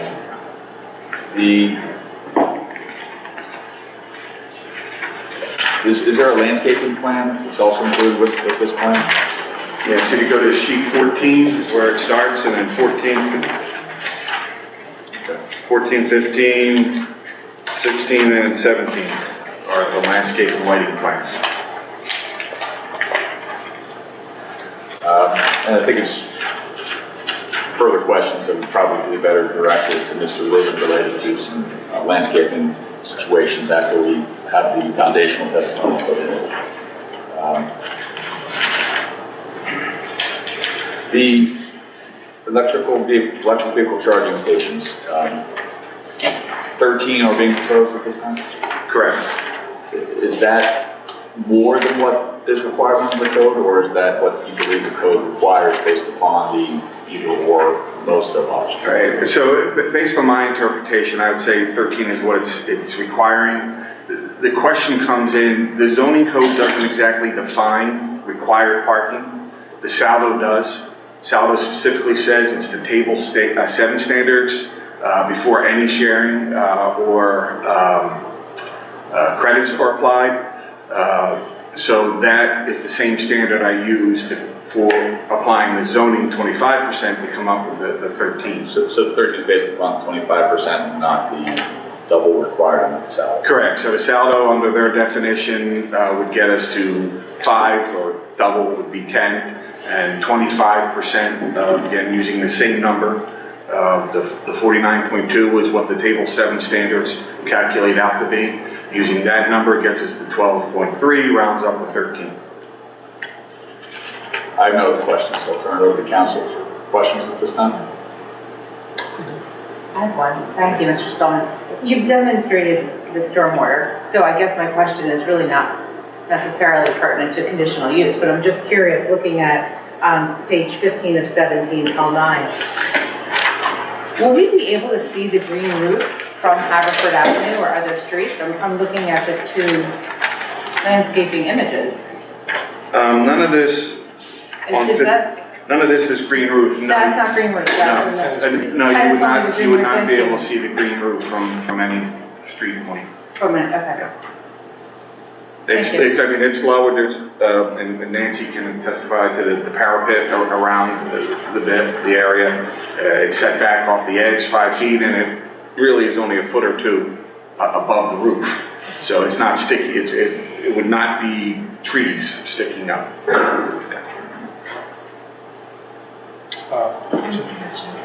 Can you cite any examples of successful past implementation of green roofs that you've been involved with? They're actually all in the design phase at this point, so actually implementation, construction, we haven't gotten that far. Well, I think you need other examples of projects that use green roofs successfully. They're used quite extensively in the city. Can't think, I know down at the Navy Yard, I can't think of anything specific off the top of my head right now, but I believe down at the Navy Yard they're quite extensive. Yeah, so they're a go-to in the city where you have no room for anything else. Can I follow up? And will you be providing stormwater calculations for the green roof stormwater capture? Yeah, a stormwater management report, narrative and calculations was submitted with the land development plan. Yeah, so there are several types of roofs, and some are better at dealing with issues of maintenance, especially maintenance of the roof. I assume if it's a roof leak, you'd have to dig up the green roof, or are you using the sort of cellular version where you can pick out pieces of it? Yeah, it'd be a tray system that you could pick it out to access what you need to get to. Or maybe just explain that a little bit more. So it's trays. So each unit of the green roof are trays that hold the media. We go to sheet 11. It will show us. I'm trying to see. My eyes aren't good enough to pick out the dimensions of these of them. But that would then make it possible to extract a certain section that you need to get underneath it. You don't have to take the whole thing up. I guess that's the point. Yeah. There's been a lot of community interest in the green roof, so as you can see, we're interested in discussing it as well. The concept of the green roof, it's not a open space for people to enjoy the greenery of the roof. It is a stormwater facility that's for water retention. Its purpose is stormwater retention. It's nice when you can put it in an inner courtyard area, so somebody gets to look at it from a higher balcony, but not an option here. But people will not be playing on the roof. Oh no access. No, it's only maintenance access. Yeah.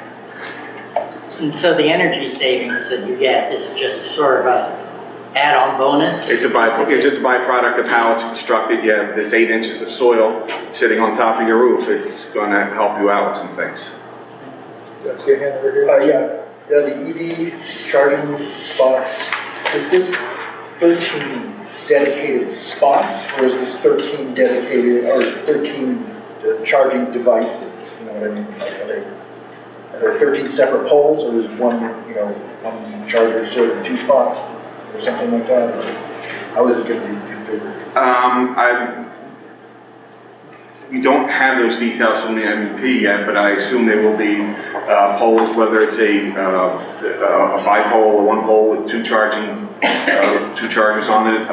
So those details I don't know, but it's going to be dedicated to those 13 spots. And do you know what type of charger these are? Are they level 2? I do not know. That is MEP. That's a mechanical, electrical engineers. Okay. Not at that point. Do we know what point in the development process we can ask questions about the configuration of EV charger equipment?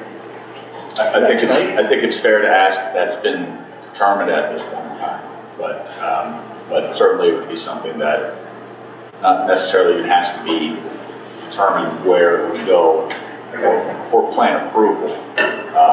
So if there's an idea of where those might be located, that's a fair question. So do you know where they might be? Yeah, so if you look at sheet 5, you'll see it's kind of small, but if you look, can I point or do I have to describe what I'm trying to describe the best you can. Okay.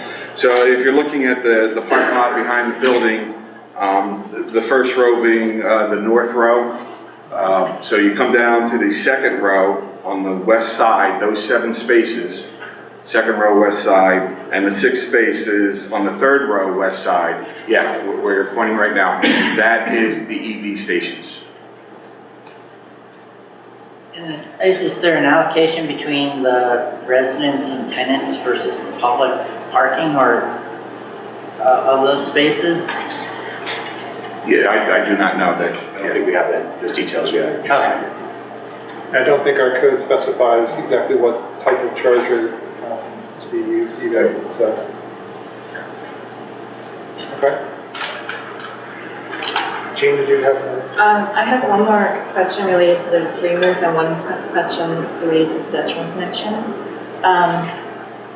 How will you be measuring the efficiency of the green roof after implementation? Will there be any kind of assessment?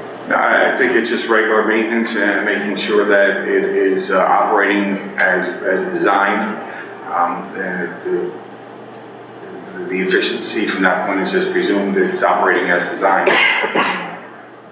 So I think that's answers. But the inspection, required inspections, Inspections and maintenance would be covered under that operation and maintenance agreement you would have. Correct. just like any other stormwater installation, the borough would inspect it to make sure it fits specifications and do part of the process. And then regarding the pedestrian connections, will there be any kind of improvements to the existing conditions? The courtyard will provide better access to the rear parking lot than what I believe exists there now. I think it'd be much better. You won't feel so scared walking down it.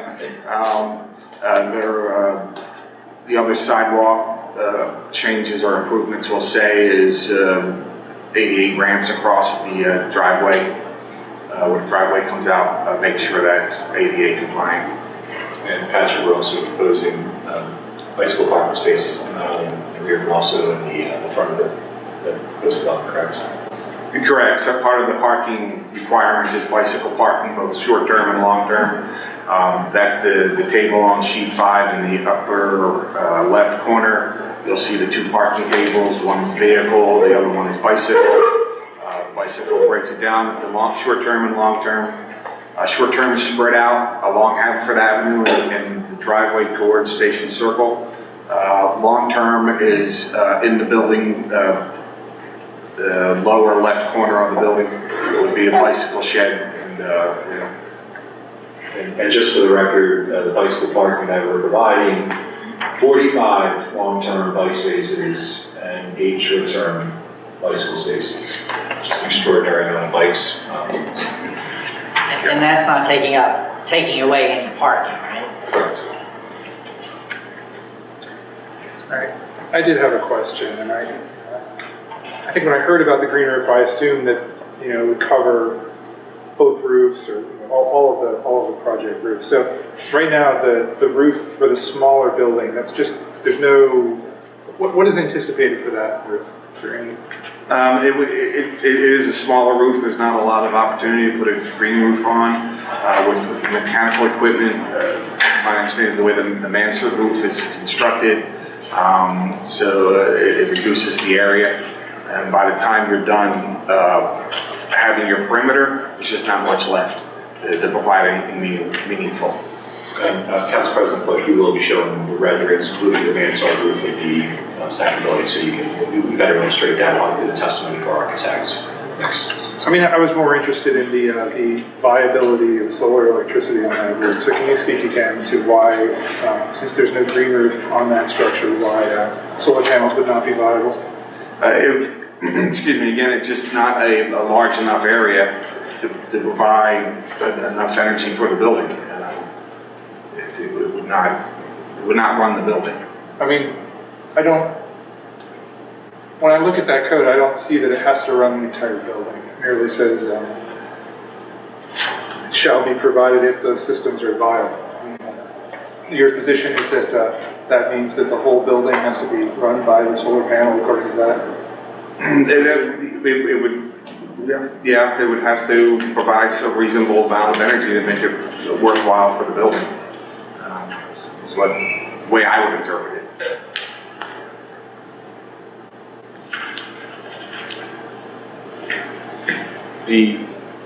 Even though the green roof is on the one large building, the stormwater effects of that building cover both buildings and the entire property? Correct. So the volume provided is based on the limited disturbance, which includes the buildings, the landscape islands, all that square footage is included in that number to get to the treatment, the treatment volume required. And that's what's being provided by the green roof. So if approved tonight and proceeds with land development, the stormwater facilities that are covered under our stormwater ordinance would meet as far as volume, retention, dispersion of stormwater would be met for this site, just as if it was any other requirement of for a plant with the green roof? Yeah, so the green roof is part of the calculations. The calculations show that its volume it can provide and the effect on peak rates, and comparing that with the pre-development conditions and meets the code requirements. Maybe this is obvious, but that's an improvement from the current stormwater management that exists on. Yeah, there is no stormwater management. In fact, I understand there's some flooding issues, but yeah. So, yes, would be a big improvement. Where does the stormwater go?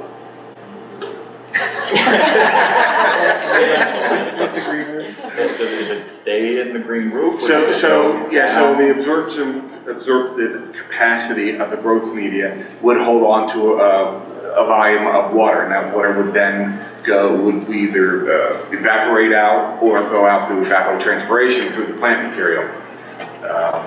So there isn't going to be water from the green roof down into a gutter and then onto the street? Well, the excess water, so the green roof can only hold so much. It's not going to hold a 100-year storm. We're holding the 2-year storm. But that would be the same as any other storm? Any other stormwater system holds the volume it requires, and then it lets the other runoff go at the prescribed rate. So there are drains that once the green roof reaches its capacity for storage, there are drains that lead to the downspouts, rainwater conductors, what architects call them. And that then goes to the inlets that are there and we're proposing. The west side of the parking lot goes out towards the west, and the system that is towards the station circle. Then there will be another inlet that we're going to put in around the courtyard area, and that will go out to Haverford Avenue. We're replacing the 2 inlets that are there now and mimicking what they do. Any other questions for this? Thank you. Can you call your next witness? Next witness, Nancy Bastian, CBP Architects.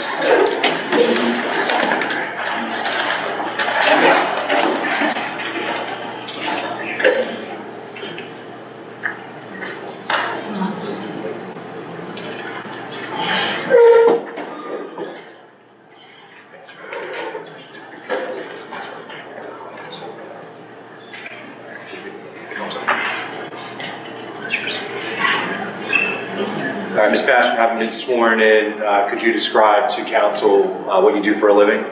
Yes, I'm an architect. And you're an architect with CBP Architects? Yes. Okay. And the applicant in this matter is calling you as a witness to opine on the architecture and building design for our proposed development. Do you have any specialized education, training, or experience with this matter? Yes, I have a Bachelor of Architecture from the University of Liverpool. And how about your professional background? For the last 37 years, I have been an architect with CBD Architects, where I'm now managing partner. I'm sorry, where you go? Where I'm now managing partner. Could you probably couldn't quantify the amount of projects you've worked on over 37 years, could you? Well, it's over 1,200 dwelling units. And throughout your career, have you been qualified as an expert to testify before governing bodies? Yes. And have you been qualified as an expert to testify before zoning boards? Yes. Have you ever been disqualified as an expert? No. Could you turn to Exhibit A8 or 8 in your book here, which I'll mark as Exhibit A8, the record? You recognize this document? Yes. Is it a true and correct copy of your resume? Yes, it is. The applicant would offer Nancy Bashan as an expert witness in architecture and design. She's so admitted. Ms. Bashan, are you the architect for this project? Yes. Okay. Could you flip to sheet 9, tab 9 of the book here?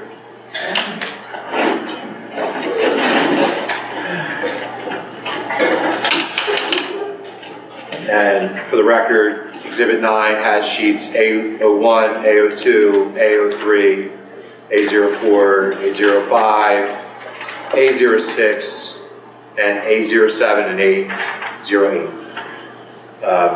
These are the plans and elevation sheets that you've prepared or have them prepared under supervision? Yes, correct. And Nancy, did you familiarize yourself with the code requirements that are relevant to our proceeding tonight? Yes. Okay.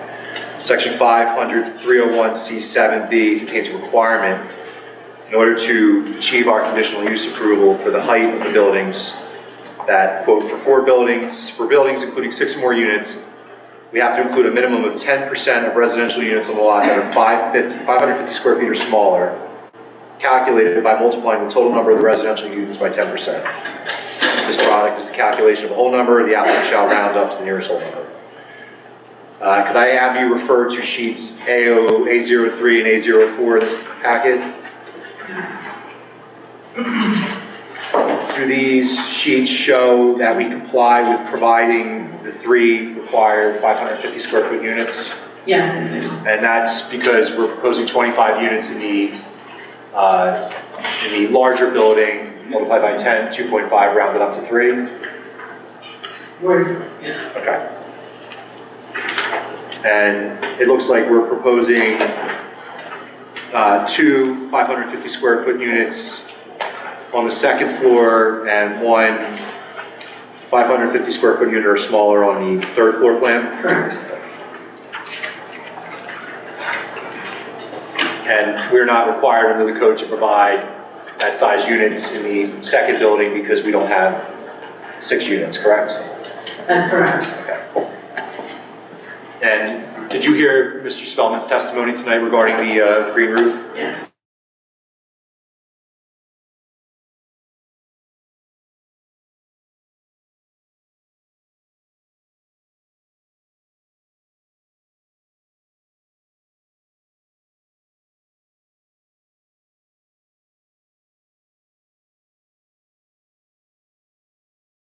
For appearing here tonight? Yes, I am. Okay.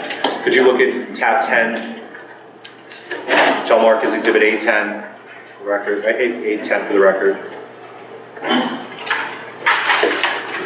And am I correct that these are a collection of the renderings that you've prepared or have prepared under your supervision for the proposed development?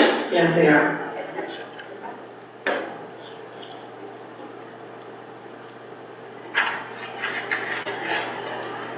Ms. Bastian, is in your professional opinion, well, strike that. Let's do this. If I could ask you just briefly, if you could hold the microphone, could you just flip through the sheets and just very briefly show or describe what we're looking at?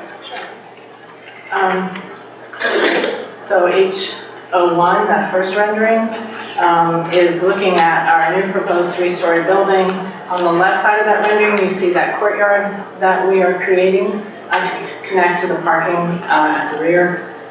So you can see our proposed building is a mixture of two. It's a 3-story building, but from Haverford Avenue, you really experience a mixture of 2- and 3-story volumes as you move down Haverford Avenue.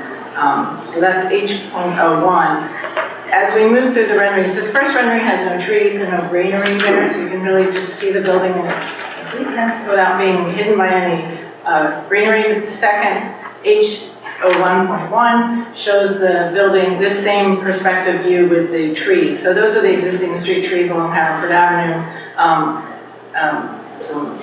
But it just gives you a sense of this with the greenery added in. And then the very next rendering with H10, so these are a little bit out of the order we had prepared them in, but I wanted to put this here so you get a sense. We're now looking down Haverford Avenue.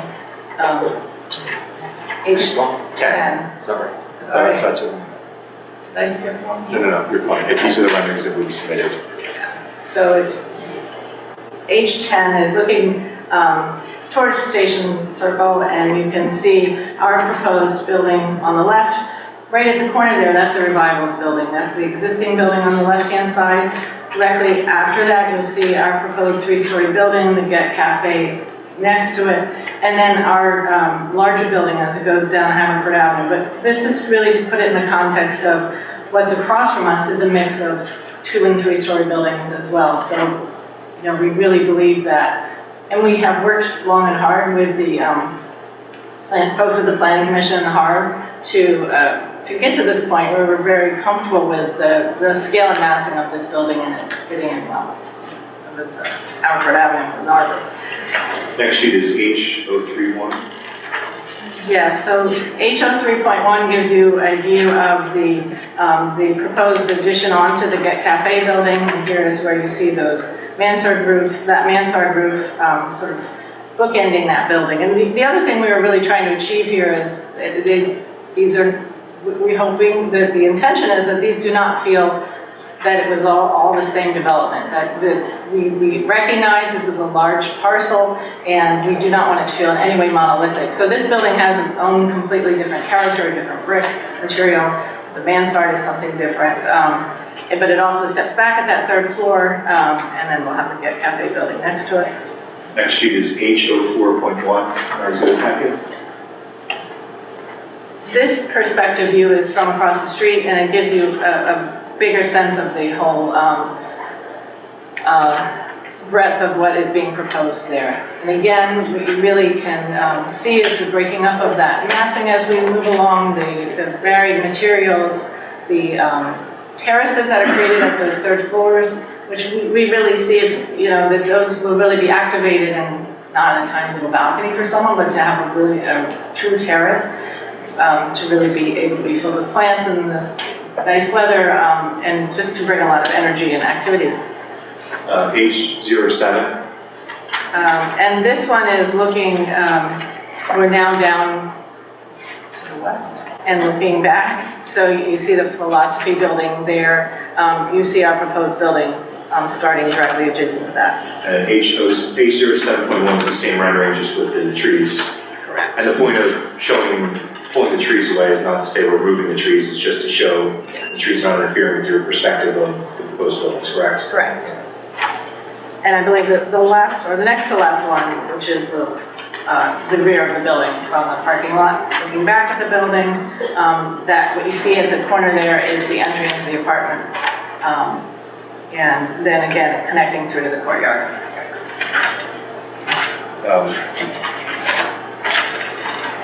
So Nancy, in your professional opinion, is the proposed height and second principal building in accordance with the borough's comprehensive plan?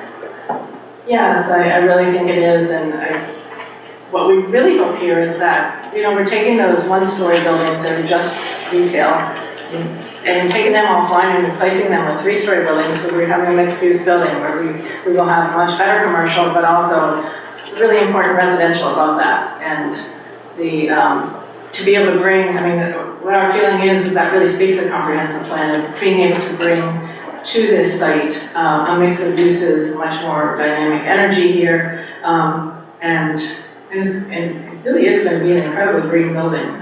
So I think that all of those really help to speak to the comprehensive plan Yeah, goals. and the comprehensive plan talks about encouraging land uses to support commercial development along Haverford Avenue. Right. And it talks about community character, specifically enhancing public spaces to serve as hubs for community engagement, recreation, and social cohesion.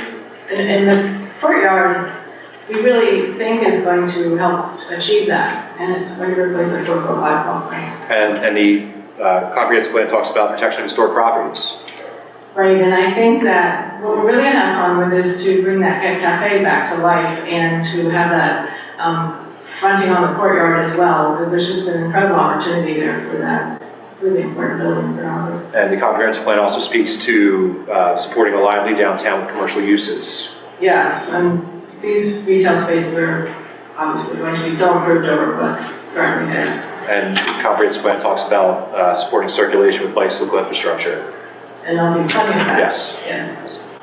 And then finally, from a land use standpoint, mixed use, the comprehensive plan talks about mixed use buildings to bring residents and employees closer to shopping and dining destinations to support downtown and facilitate ridership. In your professional opinion, do we achieve that here? Absolutely. Okay. And we've already, if I could just have you turn back to sheet H, I believe it's H10. Yes. I've been the third member. Yes.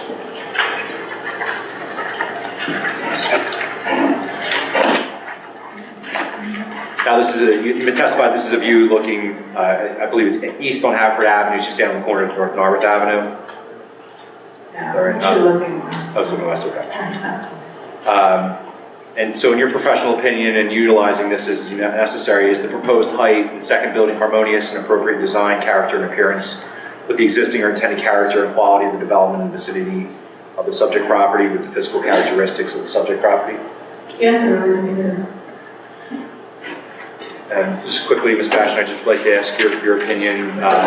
In your professional opinion, do we comply with all the standards that would require us to achieve the conditional use here tonight? Yes. And from your professional opinion, do we comply with the zoning requirements of the 5A district? Yes. And in your professional opinion, do you think granting this conditional use application would be detrimental or adversely affect the uses of the property and the vicinity of the property? No. Do you believe in your professional opinion that granting the conditional use application would provide merit and value to the community as a whole? Yes. And do you see any adverse effects on the public health, safety, and welfare by granting the conditional use? No. I don't have any further questions for Ms. Bastian. No questions. Council have any questions? How do you see on the inside, once you get past the facades, the retail spaces being broken up into what kind of dimensions? Right now, we try to leave it as flexible as possible, so that as Tim finds potential tenants, I can let Tim speak to this, but that they would have as much flexibility as possible to work, whether there were 3 tenants or 10 tenants, that there's that flexibility there to break it down in many different ways. And Ms. Bastian, just to follow up on the mayor's question there, I would just note that exhibit sheet A06 in the elevations plan that would show compliance with section 45032. The saldo that requires certain breaks in the facade. Yes. Okay. Yes. Quick question of HO1 and HO1.1. Are these renderings done with realistic lighting?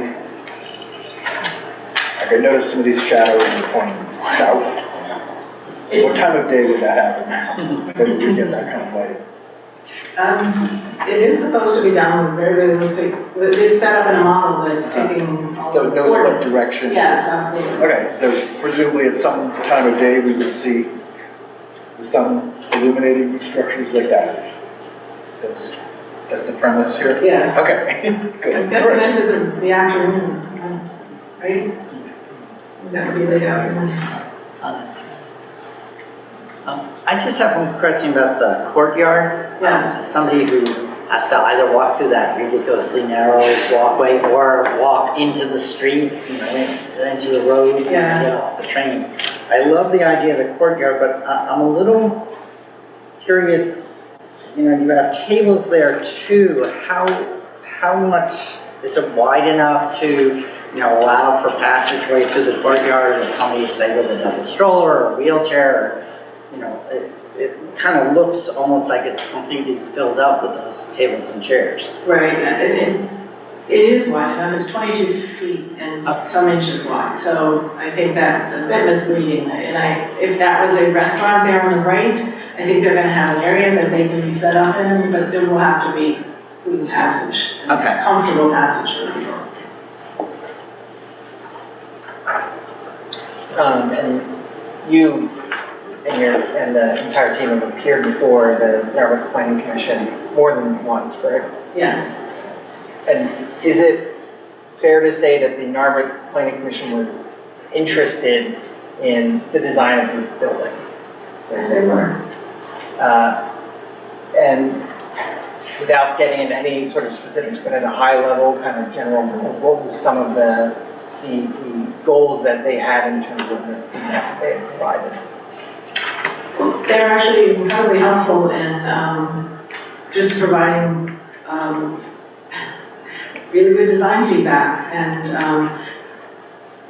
really helping us better work with the code and understand all the implications of the code because they understand it so intricately. But they were very supportive all along and pushing on us to flex our design muscles a little stronger. So there was just a real desire here as well, which we heard very early on, which was to make sure that this does not feel like a large building. And is it fair to say that you incorporated a lot of that feedback into this?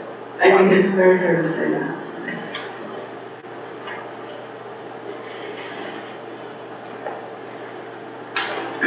I'll just add that since this most recent set of images has come out, there's been a lot of community interest and discussion over these images. So I think people are, a fair number of people here to comment today, and I think people are, you've captured the imagination of some of our residents.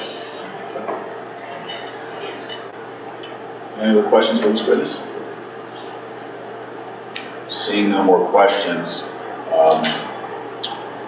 I would ask, if you have no further witnesses, if Mr. Rubin could be recalled as a witness for questions based upon some of the other testimonies received from the other witnesses.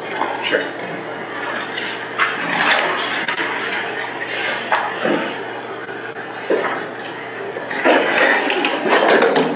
Mr. Rubin, now that council's had an opportunity to learn a little bit more about the plans and the project and the property, just a few questions I think that I and some members up here may have. First, we saw in Exhibit 10 and Exhibit 9 sort of elevations, architectural renderings that really show the facades of the building and again the elevations of those buildings. I think there's a desire to make sure, because it seems like it's getting positive reviews, that it's kept that way and not changed either prior to development or sometime in the future. Would you be willing to agree that those elevations in Exhibit 9, I believe it's A6 through A8, and some of those facade rendering features in Exhibit 10 would have to be built and maintained in that way? And I'm referring to only specific building features such as exterior wall materials and colors with materials noted, the masonry features shown such as the cornices, the coping, the lintels and sills, metalwork features shown and indicated such as the exterior metal railings, window details including the glazing, frames and mullions. The lighting fixtures I believe are included on the lighting plans on pages 16 and 17 that keep those lights as indicated on the plan, and band signs, the awning structural components that are affixed to the exterior of the building, that those remain in a way that it won't change the dimensions or structures of the building, not including the color or wall signs or window signs or the texture of the sign itself, but the walls, dimensions and structures. Would you be agreeable to keeping it as shown, unless Borough Council feels that something should be changed or upon agreement with Borough Council. Yes.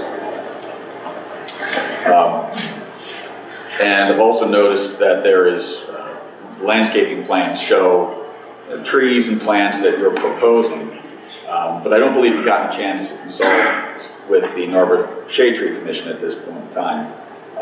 If you're approved tonight and approved for land development, would you agree to meet with the Shade Tree Commission with the ability perhaps to hear their suggestions and potentially make amendments to this landscaping plan based upon those recommendations, assuming they're approved by council, assuming those amendments can be administratively approved by the borough, not having to come back to Borough Council for approval prior to plan reporting, just to give the Shade Tree Commission an opportunity to look at what is being done and potentially make some suggestions for you to consider. Yes. Also on the facades that we saw, we want to make sure that they are actually installed correctly before it's in until it's too late to take back. Are you willing to have your contractors or subcontractors notify the borough, whether it be the borough manager or borough zoning officer, a week before putting in a purchase order for those materials, so the borough would be in a position to review that it is the quality and materials that are going to be installed? Yes.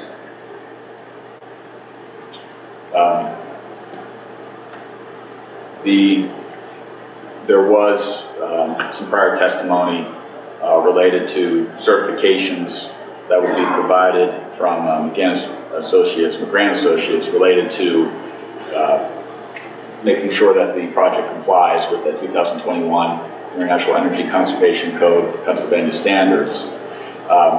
In order to obtain and ensure that those standards are met, would you agree to provide an additional 5% of the financial security that would be posted for the improvements of the project? And that's in addition to the 10% held for contingencies that's required under the Pennsylvania Municipalities Planning Code. That the borough can retain that additional 5% to ensure that, one, the building features that we talked about, the architectural elevations are done, but two, also that those environmental green building techniques are employed once to the certification of the grant? Yes. And are you willing to continue to meet and consult with the Narberth Environmental Advisory Council related to additional voluntary green building construction practices, to consider additional practices that are recommended by the EAC in the construction of this project and moving forward as you build the project? Yes. And if you obtain approval and proceed with the project, in order to incorporate those construction practices, would you agree to have the construction documents include as specifications that are required to be followed by the builder? Would you be amenable to having those in your construction documents, again, to ensure that your architect can review to make sure they're being done? Yes.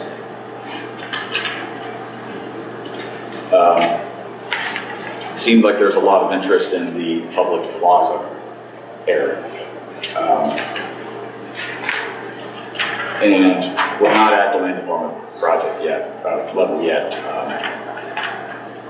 What is your, but as you know, our code requires you to either make space available to the public or pay a fee in lieu for that, for the public space. What is your intention at this time to comply with that provision? I can answer that. We have applied for a waiver from that specific code section that requires dedication of rec space or the alternative set forth enumerated therein, on the basis that we are offering the courtyard, which would have been in lieu of additional building space that we otherwise would have been entitled to have under the code, and also we propose in connections, if the waiver is granted, we would Although it's not quite the same thing, we've also proposed a voluntary contribution toward the Borough Station Circle project. Where's the third? The Borough Station Circle project. So let's take that one at a time. Sure. The fee in lieu, if I understand correctly, you're saying instead of paying the fee, you're willing to make available to the public the use of that plaza area. Correct. And you're still going to own that plaza area and maintain that plaza area, correct? Yes. But it wouldn't be a situation where you could put fences on the side and say, no, this is only for the people that live here and dine here, and no one can cut through it. Is that your understanding is being made available to the public? Yes. And I noticed, and we're not going to ask for specifics now, but looking at applicants or exhibit 9, there seems to be a site plan, a bunch of green space, sort of on North Narberth Avenue along the train tracks leading to the back of the parking lot. Is that an area that you would also consider making open to the public? We're not asking what it would be, but to keep that area open for some sort of a amenity or to get cut through? Yes. And that would also go towards the fee in lieu that you would otherwise be paying? Correct. Now, there was a mention of the voluntary contribution that the egress from this project is intended to go out onto Station Square, correct? Correct. What is proposed related to that egress in order to make that a more enjoyable area to the community? In terms of the contribution? Is that the contribution that you're intending to make? Yes, correct. correct. Related to the egress of Station Square, you're willing to make a contribution to the borough in the amount of $25,000 in order for the borough to use that money to create better public spaces and access points to Station Square and the surrounding Haverford area? Correct. Yeah, I would just caveat that just for the record. Assuming that the fee in lieu is also... Correct, yeah. So if the waiver is not granted and for any reason we need to provide the fee in lieu, that $25,000, if it were, depending on the time of the payment, that would be credited towards that fee in lieu fully.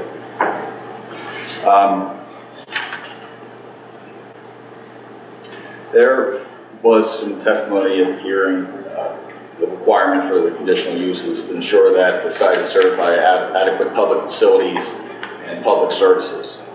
One of the services I didn't hear about was solid waste removal.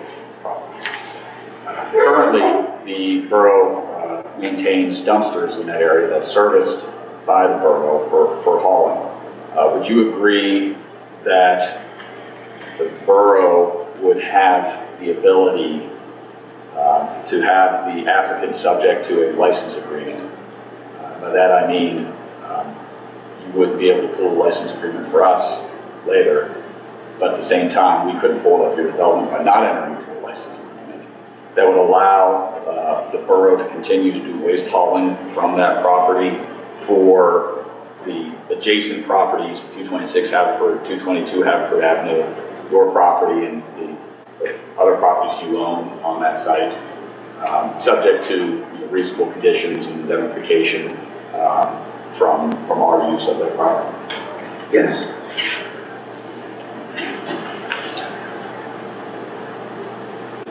And I think one of the other issues that it's been dealt with in the public is really the parking. Now, it's my understanding that the repurchase agreement essentially would allow you to retain all of those parking spaces for your business as long as it remains parking and it remains parking for your adjacent businesses. Is that correct? Correct. And as a result of that, you could put some chains around that parking lot and say, if you're not living here or shopping in my businesses, you can't park here, correct? Correct.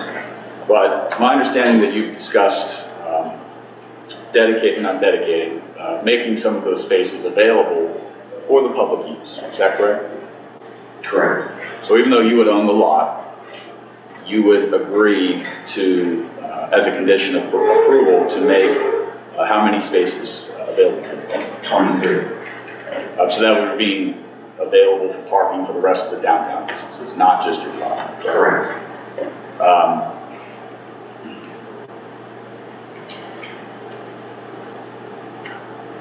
And you're willing to make that as a condition? Yes. Now, in addition to those parking spaces, you're also, part of that repurchase agreement requires a sale price to the borough based upon past work that the borough did back in the early 2000s and in simple interest from that point in time. And we've calculated that amount. It's my understanding that you're willing to offer $700,000 to the borough as that repurchase price pursuant to that repurchase agreement, and also make those public spaces available. Did I state that correctly? Correct.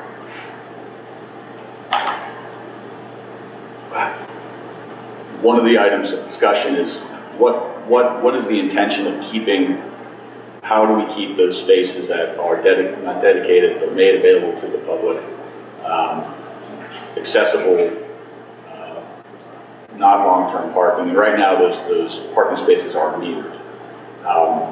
You're not planning on, I'm guessing, having people occupying those spaces anytime soon during construction, correct? Correct. So would you agree that even if the property does change hands pursuant to that purchase agreement, until those properties are occupied to a reasonable extent that we figured out before, the entirety of the parking lot you'd be willing to allow, pursuant to a license agreement of some sort, to remain metered parking by the borough? Yes. And then at some point in time, it would go from the entirety of the lot down to those 23 spaces. Is that correct? Yes. After that point in time, are you willing to permit the borough to also have those spaces be metered as borough metered parking enforced by the borough pursuant to an agreement or some sort of license agreement of some sort? And feel free to explain. I don't need a yes or no answer. I understand it's a difficult situation. What's being intended for the future parking of those spaces after you're up and running? We're in discussions, but the general agreement is that they would always remain metered, and the discussion is just around if the borough has an interest in another license agreement to enforce parking and sort of manage those meters for some period of time, or whether we go to a third party. But it's not in question whether or not they're going to be metered and whether or not they're going to be accessible to the public. So even if at some point in time you're proposing potentially exchanging the meters from public meters to private meters, you'd be in charge of enforcement, you'd be in charge of the money and the time. Even though it's a private meter, it would still be available to the public. Correct. It would be no different than Narberth currently works with a third party company to manage, operate, enforce, whatever. So it would be a similar situation, just another third party.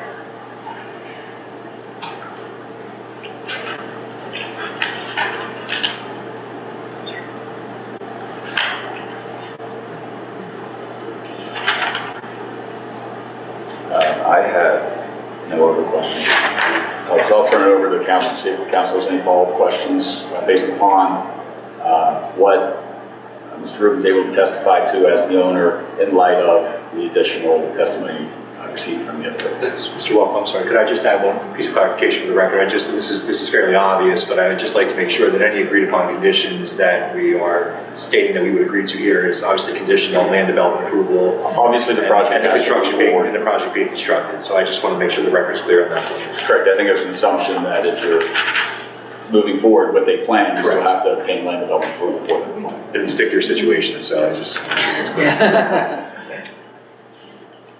I just have one question, Mr. Walker. I think you addressed it. I wanted to make sure that, once you got to final approval and we have the design plans, that you build according to those plans. And I think you anticipate what I was thinking about, which is essentially a performance bond to ensure compliance with that in the amount of did you say 5%? 5% of the total cost of the improvements for the project. So do you have I want to make sure that that performance bond is sufficient, that you're not going to do it, but to be a sufficient deterrent so that you are going to comply. Do you have a sense of what that number is? Can I actually answer that? Sure. So I can tell you under state law that an escrow or some kind of that cannot be held as a penalty. So it's not like if he doesn't do something, you get to pocket the money. What the issue is, what Mr. Walker is alluding to is that a certain percentage, 5%, would be held back as a guarantee, essentially, that we would do it,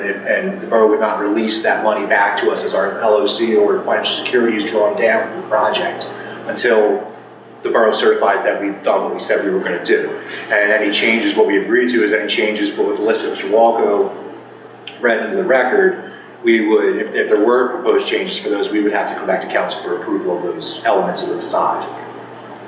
So essentially, it's there to ensure that we would do what we're supposed to do, and we wouldn't be able to obtain release of our LOC, which is a real issue for developers in carrying financial security for a project until the borough certifies that we've got control. I was just trying to get a sense of how much that is. I just wanted to be clear that this isn't right. We don't get to forfeit it. Correct. But it is there to ensure that it's installed. Normally, we would be able to. The way it would work if there obtained approval for any public improvement, whether it's the striping, whether it's the traffic, the street lights, the sidewalks, we are able to hold money and to make sure that that gets put in. Because the last thing we want is for a building to get demolished, Tim to go out of business and just say, I'm walking away, I'm leaving this. If that happens, we want money in place where we can say, well, we're still putting in the streetlights, we're still putting in the sidewalks, we're going to grade that and make it look nice, and we're not going to leave it in that state. That amount's going to be hundreds of thousands of dollars. That amount for everything. So, and there's an additional 10% of what that amount would be that we're allowed to retain as a contingency. So, if it's 5% of the hundreds of thousands of dollars would be tens of thousands of dollars that we would be able to hold back. Now, would we be able to use that I don't think we want to be in the building business, but it's certainly something that he would have to fulfill in order for him to be released from his obligations of his financiers, whether it's a letter of credit or a bonding. They're going to want him to finish it, so they're not on the hook anymore. So that would provide additional protection to make sure it gets done. Otherwise, we don't have to release the financial security, that remaining amount. And it also is would help actually speed the process along to make sure total completion is done in order for that process to be completed. But it isn't hundreds of dollars. Right, well, that's what I was trying to get a sense of. That was specifically sort of directed to my constituents. So, he asked me to ask us questions specifically because he's concerned about, changes to the plan originally.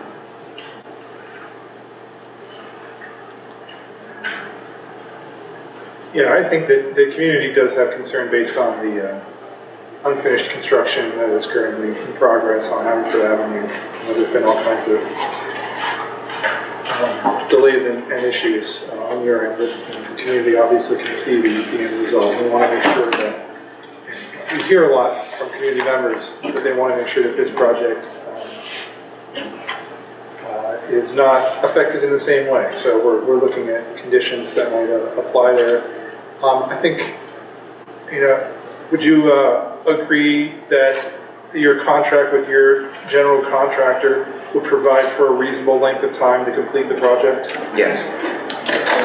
That's another. And we're not saying this as a condition, but just for public and council's knowledge, do you plan on using a different contractor? Yes. Did you have to ask? Yes. Do you plan on a global pandemic? Any other questions from council? Do you plan on phasing the project? I do. Yes. To elaborate, I think we alluded to it a few times earlier, the larger phase runs from Mapes down to the Plaza, stop short of Gett, and the second phase would be the much smaller footprint where Shift is currently located, that would sort of get fastened on to the Gett building. This is not a question for conditional use, but just one. I know you've partnered with Narberth Arts to kind of make sure that there's big front clusters. Sure did. Remain aesthetically pleasing, engaging as walkers. Is that a relationship that you intend to continue throughout the construction? Yes. I do want to keep this focused on the conditional use from much though we do enjoy the art. Is there anything else from council? Is there anything else from the council? At this point, do you have any other questions at this point? No, I don't. Just for purposes of the record, I forgot to move for the admission of my exhibits. All of the exhibits presented, applicants' exhibits 1 through 10 are moved and accepted. Thank you. And with that, we will turn it over to the public to provide public comment. Now, again, what we're going to do at this time is we're going to ask you to come forward, give your name, spell your last name, maybe your first name too, if it's difficult, for the court report.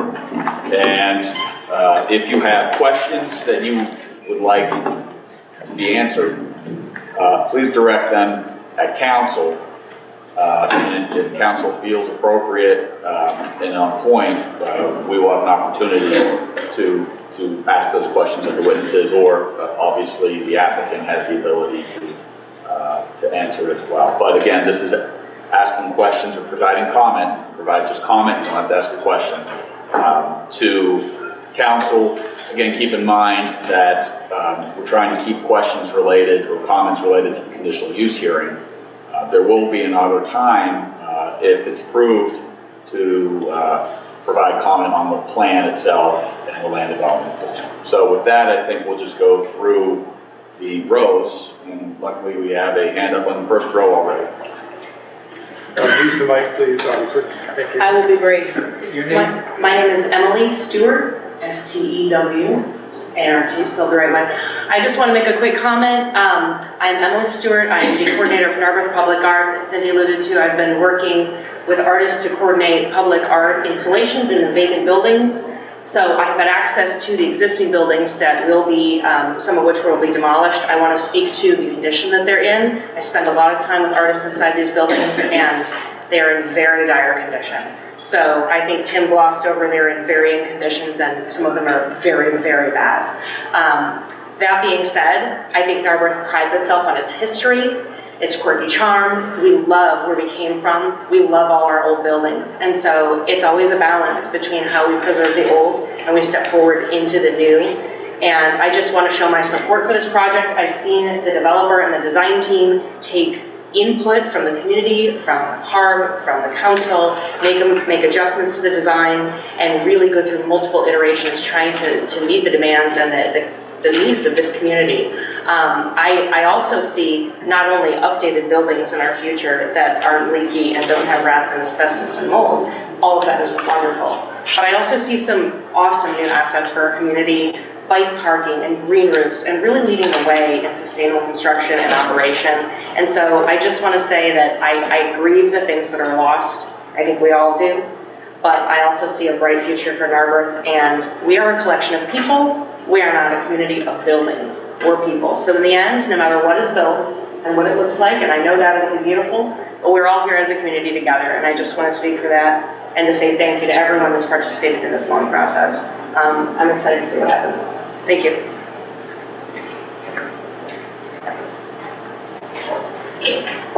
We'll work our way down the second row. Hi, I'm Lisa Family. I live on the south side. I'm sorry. I'm sorry. Sure. It's F as in Frank, A-M-I-L-E-T-T-I. Got it. Okay. My questions are, this is too short for me. First of all, is the architect in charge of this design the same one who did the two buildings that are currently being built? Yes. And my second question is, when in looking at the renderings, on the side where the Greek is, it looks very different than it does right now, but that side's going to stay exactly the same, correct? Because in the renderings, it seemed... Yeah. The Greek side is not part of this. Right, that's what I thought, but in that one rendering that shows that side, it looked... It's very generic. It's Yeah, a you can't placeholder. really see that, so I'm wondering if it's possible, yeah, that's fine. If it's possible at some point to really show what that downtown area is going to look like with the left side completely new, mostly new, and the right side the way it is now. That's my comments, thanks. Thank you. Let's move down to the second row, actually. We'll go third. Hi, my name is Julie Baker, and I have interest in BAK, and I have interest in 222 Haverford, so I have a couple questions. My first question is regarding your legal notice that you sent, and the parcel number for 258 Haverford is listed 1200018670002, and if you pull that up on public record, that comes up as the parking lot. So I think you touched base a couple times that there's a prior purchase agreement. Correct, the parking lot is a separate parcel. It's a separate parcel because you have it here listed as 258 Haverford, but that's not what comes up. That would be the street associated. Street address, okay.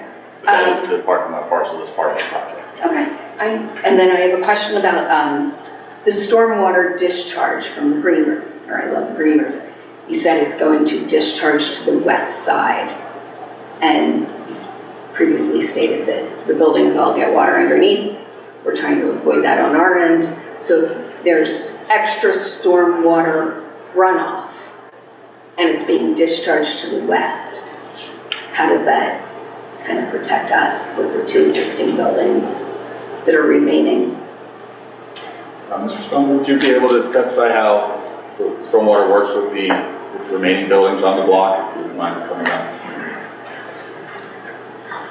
Does it go around the buildings, or does it go back to the buildings? So we basically intend to stay with the existing drainage patterns.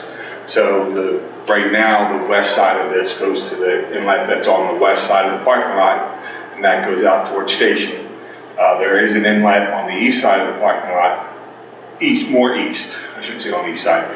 We intend on moving that a little farther over so it's more in line with the courtyard, and then that's going to go out, straight out to Haverford under the courtyard.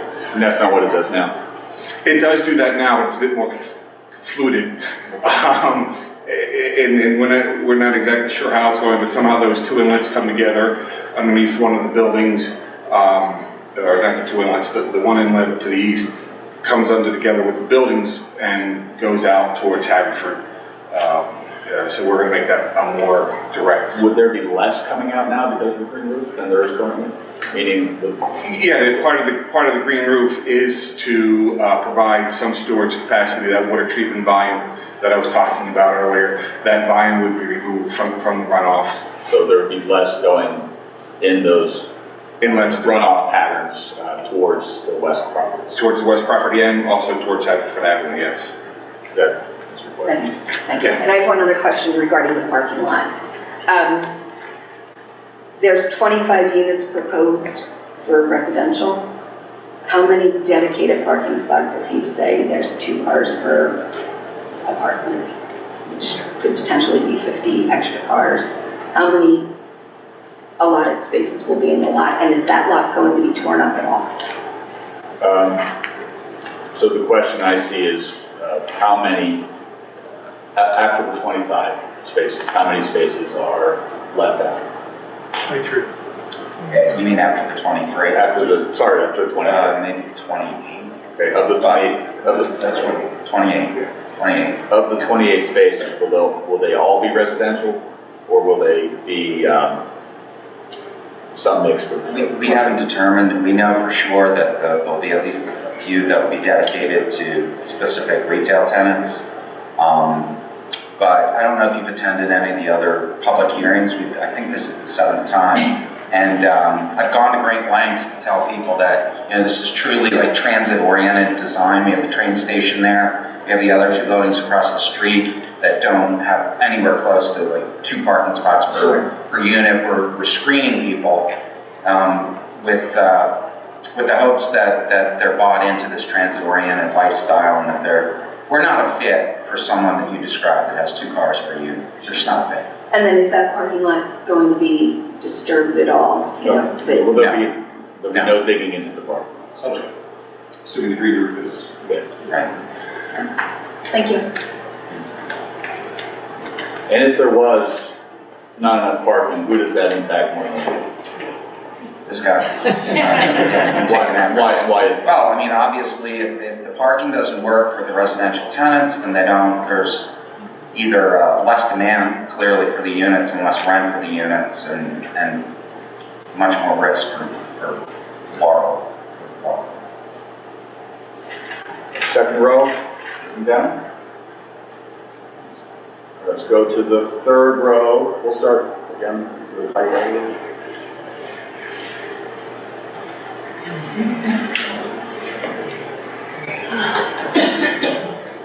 Hi everyone, my name is Jen Gajewski-Kian. I can spell it for you. Last name is Gajewski, G as in green, A as in apple, J as in Jack, E as in Edward, W, S-K-I, Kian, H-E-O-N. Okay, thank you for this presentation and for all the work that's gone into this project. It's come a long way. I'm a member of HARB, the Historical Architecture Review Board. This project falls within our historic district overlay, and all HARB members were unanimous in agreement that this building is structurally deficient, its envelope is weak, and we all voted for demolition. I think, however, and I am sticking with it, I'm not changing my mind or suggesting otherwise, but this property will set a precedent for future cases that come forward. Planning Commission issued their letter to their letter of recommendation to Council Monday, February 12th, the same day we had our HERB meeting, so I rushed through the language and everything, and I have to refer back to my text here. But under the subheading requested conditions at the top of page 3, it is noted that since it is still too soon to tell what green building construction practices could be reasonably implemented, that the Planning Commission would request the applicant return at a later date to go over their proposed plan. Okay, so probably like around construction documents, they'll go back, they'll have a review, they'll talk about construction practices that are relevant to the project at that further developed point. I would like to request that CBP include with their construction documentations, along with what Planning Commission has requested, that they include specification sections that are pertinent to means and methods of dismantling fabric. That would include noted somewhere for you. That would include section 024119, selective removals, where you can note specifically how, and this also is responsive to Kathleen Applenapp's director of American Conservancy. She had requested similar practice along similar lines. So I'm speaking not only for myself, but other, part of a larger discussion.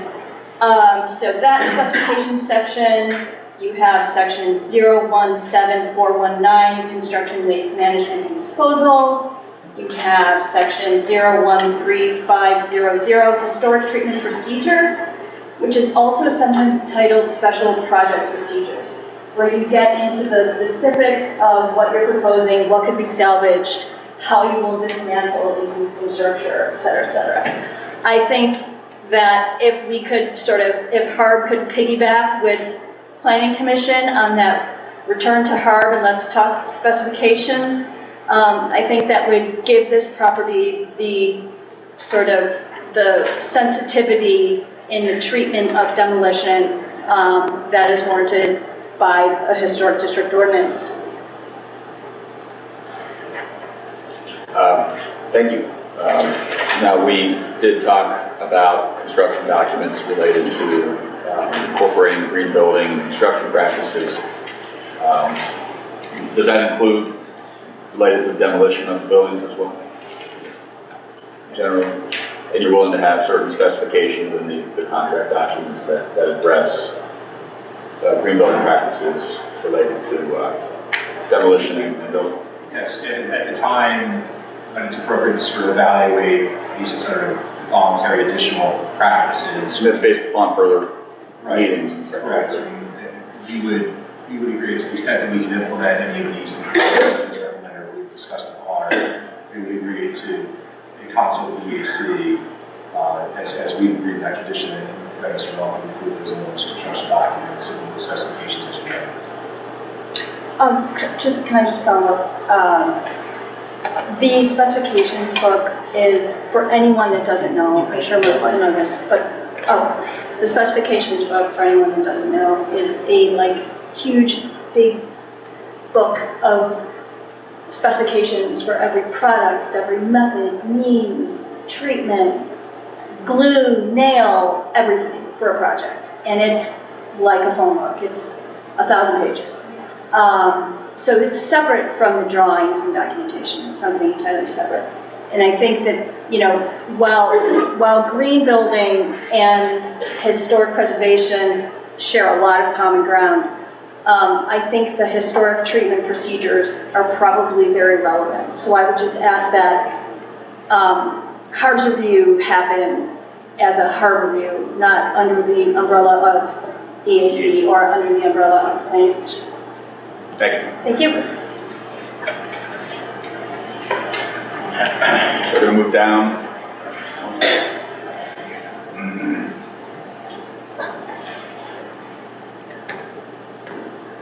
Hi, I'm Kevin McLaughlin, MCLAUGHLAN.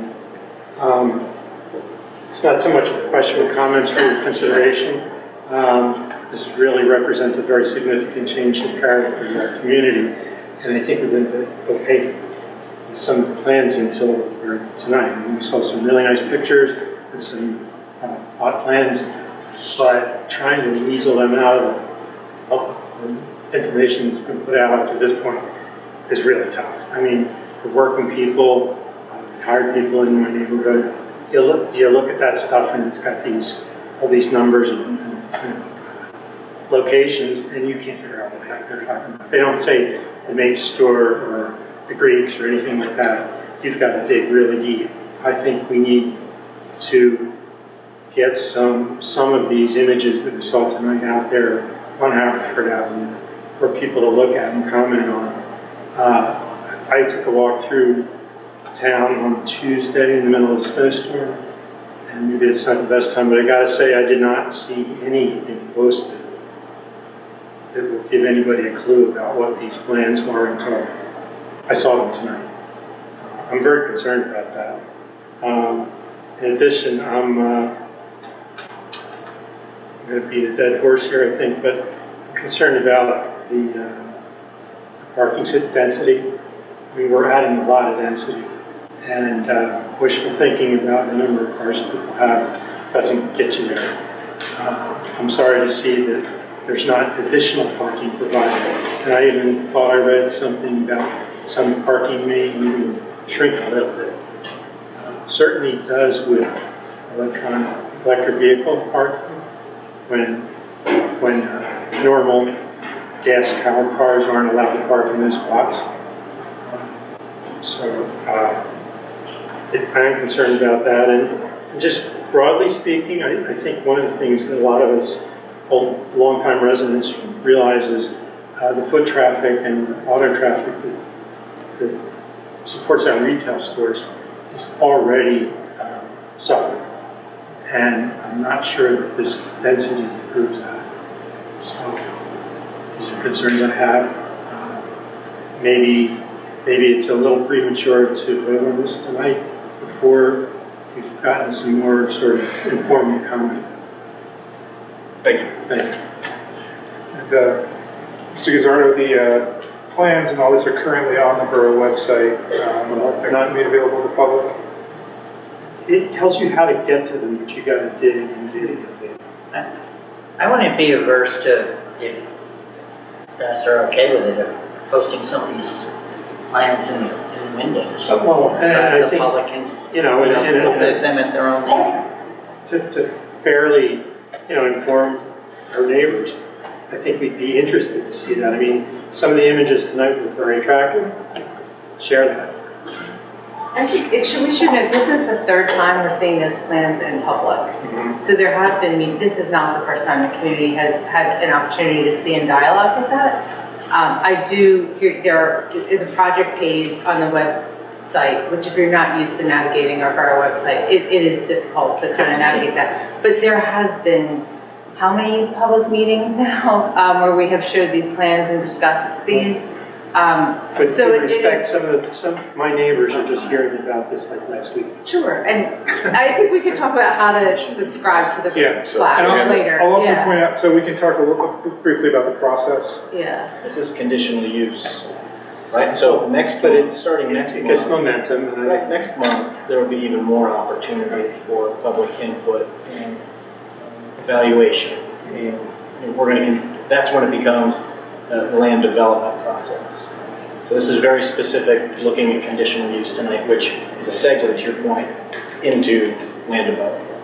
And this is not final approval tonight. I understand that, but May I ask if it would be possible for those community members who are not very good on the computer or not so comfortable, could we have a couple hard copies, maybe one available at the office and one at the library, so they could look at a hard copy? I mean, someone suggested maybe put it in the windows of the old supermarket or put a kiosk up or something, I mean, we are interested. we have a bulletin board at Station Circle that I think is empty. So I think the borough here is comment, and that the borough will look in to see if there's additional ways on borough property and the borough controls to have these elevations further out there. Thank you. Thank you. So let's continue to go down. That line, can we stand up? Anyone on that row in the back?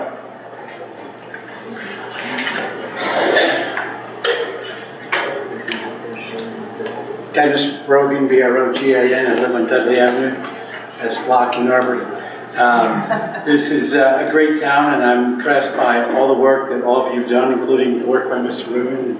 Everything's done, the plans look great. I did have a quick question. There was a series of questions the solicitor asked Mr. Rubin. Is he agreeable to this, agreeable to this afterwards? Is that part of the conditional process? Is that going to be put in writing and as part of anything, final agreement? Assuming that it's approved, it could be approved with conditions. And that's what's prompting my questions, to make sure that these are conditions that could be part, that if there is approval given, those conditions would stick. So that's, yes. Okay, and the other thing is the plaza, which I think is a great idea, is that set in, if it's approved, can the developer come back at a later point in time and put in a building there in its stead? No. Assuming it's approved and moving forward, the conditions that I was asking about is that, one, it be maintained as a public space. Two, it would entail a new land development application. So ideally, if someone wanted to come back and submit a new land development application, they would have to go through a whole new process again. But it wouldn't be a situation where, if this project is built, which should be built as shown, except there would also be a condition that would be imposed, that they couldn't just back off and fill that in, or even keep it not accessible to the public. So it wouldn't be something that legally they would be allowed to. Could it be, is there a way, like in a National Lands Trust, where they put limits on use of property? Is there something that can be done as part of this development so that you can't come back and ask for some other building down the road? Not that Mr. Rubin would ever want to do that, I understand. But I mean, somebody 50 years down the road. Is there some way to do that, if that could be possible? I don't even know if that could be agreed upon, just something I thought of. And lastly, I'd say, I think, I just heard the gentleman talk about, people not hearing of this stuff. I'm not sure what more you can do. I mean, it's out there, you do your best. Maybe a postcard that goes out, like when we got at least the new trash word, so at least this is where you can go to find out everything, because it's all on the borough site. And believe me, if I can figure it out, it's not that hard. So anyway, thank you. But I think some thought about limiting permanently the use of that plaza space would be great. Okay. Moving down that same row. Anybody else in that row? Let's move back to the next row. Anyone in that row? So we're now on the last row. I see Mr. Bessie. Let's start on that side. No, somebody first. Ms. Bailey. I'm sorry. Hi, my name is Christina Baylor. Baylor, B-E-H-L-E-R. Thank you so much, Council, for all you've done. Looking at the plans, it's really exciting. I've only been here 20 years in Narberth, which is considered, not that long. But when we moved here, we wanted a place where we could, hop into Center City on the train, go to a grocery store, grab a restaurant. Unfortunately, a lot of the stores that were initially here when we moved here are not here anymore. And I've had the pleasure of being downtown in Narberth working on that Mr. Rubin has let NARBAR let us work on some empty spaces in the borough. There's a lot of empty spaces around the borough, and I can be there for hours in one building and see very few people in the downtown. I hate to say it, call it a ghost town, but it looks very desolate and deserted. So let's go. So just thank you. The designs are beautiful, and thank you so much for, I know this is a process, but it's very exciting, and we're all really, I'm speaking for several, we're really excited. Thanks.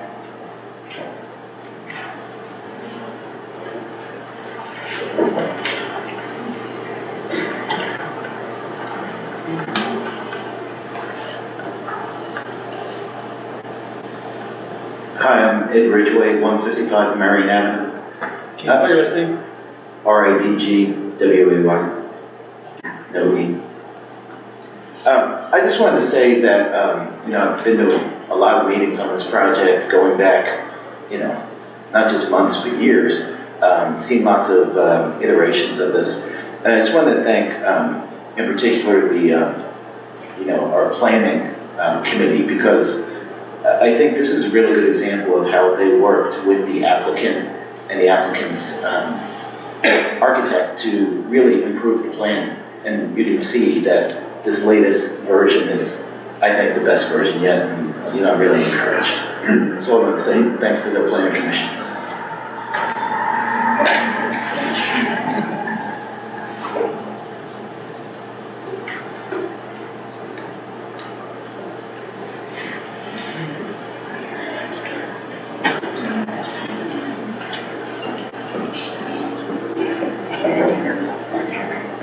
Hi, Kimberly Bezak, B as in boy, E-Z-A-K, 237 Dudley.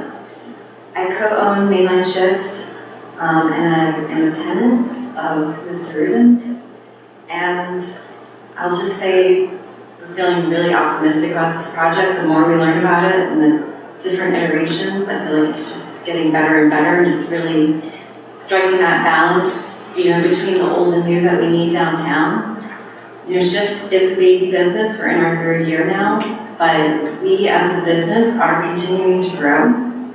Our customers that come in are feeling really optimistic about this project. We're hearing lots of great positivity and optimism from our community. I will also say that the Elm, I feel like, is a really good proof of concept for what is going to happen downtown when we bring more people downtown. Everyone at the Elm comes into our shop.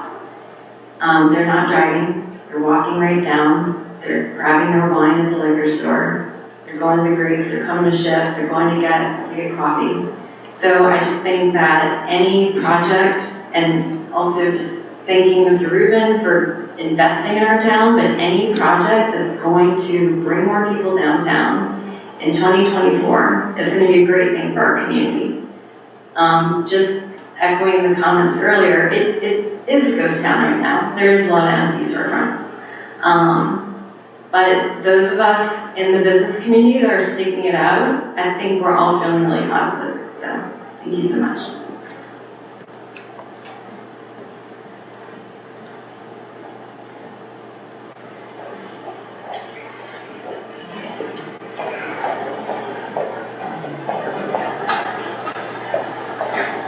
Hello, I'm Elisha Cook, E-L-E-I-S-A-J.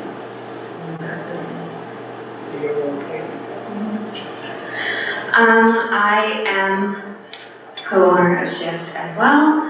I want to thank all of you for all the time that you put into figuring all of this out for the downtown. We are very excited by it. I'm thrilled about the prospect of having a dry basement and a heat-sealed building.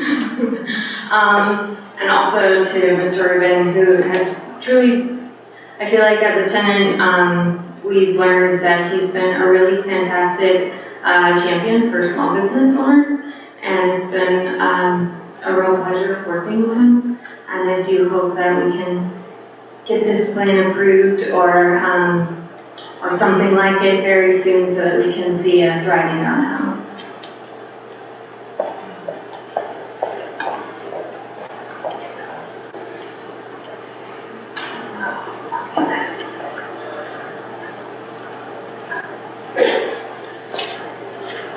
Good evening, everyone. I'm Todd Bressi, B-R-E-S-S-I. I'm the chair of the Narberth Planning Commission. Thanks for, you guys have we talked for this project about as much time as you did at our last meeting, but you covered so much more ground. You did. I have a brief comment about the design, which Nancy spoke to, and I have two comments about parking, a comment and a question about parking. My comment about the design is I believe that Nancy represented things pretty accurately in terms of the progression of this project in response to your questioning. I will also note that the designs that were circulated most recently, yesterday or Wednesday, I think, addressed some of the concerns that were raised at the Planning Commission meeting last Monday. So they, as they said, they considered those comments, they turned them around, and the designs have even evolved a bit in the last few days. I will state, though, in response to your question, Councilmember Gardini, one of our primary concerns has been the number of doors on the street. I think a good scavenger hunt next time will be to count the doors on Habit for that. You will be amazed how many doors there are. And the Planning Commission has stressed that there needs to be more doors, or at least bays that could be doors, because over the many years this building will exist, the retail uses will change. There will be big stores, there will be little stores, stores will combine, stores will split. And it will only work if you can put more doors in and take doors out. We all know Mapes. Mapes had 3 sets of doors, do you remember that? Sometimes they used 2, sometimes they used 3, maybe, but mostly they just used 1. But they had that flexibility, and that's what makes a great street, is that flexibility over time. And that is the thing that we will continue to urge, is to make sure there are many doors that will allow the building to be used and reused and reused. In terms of parking, at our last Planning Commission meeting, some of the people here tonight and others expressed concerns about parking. We discouraged a conversation about that because we felt it was sort of out of bounds in conditional use topics, and we said we would talk about it in March. However, it's come up tonight. I believe in public forum it's important to share some information and ask a question, particularly for the benefit of the people here who have expressed concern. In 2020, the Planning Commission did as much of a study as we could, we're not paid, of how parking works in transit-oriented districts. And we looked across the country to find out what the trends were about what was being learned about parking usage in transit-oriented districts and what the parking requirements were. In short, and also what we tried to learn what we could about auto ownership in Narberth. In terms of auto ownership in Narberth, approximately A third to 40% of the residents of Narberth own 0 or 1 cars, households. And we haven't been able to find more recent data, that was from 2013, but regional trends have been skewing that more households have 0 to 1 cars. So I don't think it's unreasonable to expect that people moving into this building will self-select themselves. People who want 5 cars are not going to move here. The people in that cohort, and it's a sizable one, a third to 40%, who have 0 to 1 cars will move here. So I don't think it's unreasonable or wishful thinking to expect that that will happen. That's what we learned about parking here. What we also learned is that the trend across the country is for, in transit-oriented areas like this, we have a bus line and a transit line, is to have no parking requirement for buildings like this. That is the trend. Now, I think it's probably realistic that SEPTA, much as we love SEPTA, is not quite as robust, say, as the New York City subway. So we also looked at what parking requirements existed in transit-oriented areas that had parking requirements. And the trend was about 1 space per unit. In fact, Lower Merion would have 1 space per unit. For a building like this, that would be the requirement, 1 space per unit. We looked at recent development approvals, again, this was in 2020, and we found that the development approvals were coming in about 0.88, 0.89 spaces per unit, so we were actually a little lower than that. In response to that, and in response to residents' concerns, we proposed and council adopted a change in the parking requirements to actually increase the parking requirements. What we did was, we created a requirement for visitor parking. 1 spot per 10 units, which is incorporated into the parking for this project. We also eliminated a credit that a building owner could obtain for on-street parking in the 5A district. So if you build a building outside of downtown, you can actually get a credit for the parking on the curb in front of your building against what your parking requirement is. But we eliminated that requirement for the 5A district. We did not think it was right that someone who was building a building in the 5A district could assume that parking on the street could be used to meet their requirements. That should be public parking. And so those were 2 things we did to increase the parking requirements downtown to satisfy the concerns that we heard about from residents, and also to bring our code closer in line with what we're observing in other cities. So it's now more like 1 per unit. And it's closer in line with Lower Merion, which is the competitive market for this development, is Lower Merion. So I think the Planning Commission, we're pretty comfortable with the parking requirements that we have in our code. My question, and I hate to ask the tough question at the end of the night, but it is a question I guess for the applicant. We did ask you this at the last meeting, but I think it's worth asking now. I would like to confirm, I tried to count by looking at my computer screen, the 51 parking spaces that are counted as the spaces available for this project, I believe include, and I could be wrong, so I'd like to confirm this, all of the spots on the lower level, all the spots on the upper level, and a couple of the spots that are kind of behind a philosophy, all of the spots altogether. That's 51 spots. Is it appropriate for me to address them, or shall I address them? Is that the parking spaces? Yeah, in the lot problem with 49, and then the 2 that you referred to. Okay. So this development does not include the building on the corner of Narberth and Haverford, and it does not include the old Little Gym building. Include what? The building at the corner of Narberth Avenue and Haverford Avenue does not include the Little Gym building. The Little Gym? Yes. I think those will have a little bit of retail, a little bit of Narberth and Haverford, and what, 8 to 10 units altogether? There's 8 units in the Little Gym. There's 1 proposed unit on the 2nd floor of Revival, and then there's the Revival commercial space would be occupied by Swan, and it's roughly 600 feet. Okay. So we have a small commercial space, which under our code would not have a parking requirement because it's less than 2,500 feet. We have 1 unit over Revival, over Swan, which would not have a parking requirement because the first unit is exempted from our parking requirement. So that building would have no parking requirement. Then we have 8 units in the Little Gym building, which I guess would have what? A parking requirement of 7 spaces? So my question would be, how would that parking requirement for that building be met once the application, for turning it into an apartment building is submitted, if all the other 51 spots are accounted for in this proposal. Now, if I'm misunderstanding something, that'd be good to be corrected. That was a question we were intending to bring up in March, but since it came up tonight, we'll ask it tonight.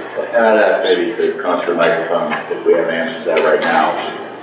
Is the parking that's on the lot now maxed out based upon just this project, or is there sufficient parking under our code for the adjoining properties that we use for the lot? Excuse me, the latter, Mr. Walker. If you look at our parking tables, once we run the numbers through the full shared parking allowances under the code, if we were constructing this parking lot as raw land, we would only be required to provide 33 spaces for this development.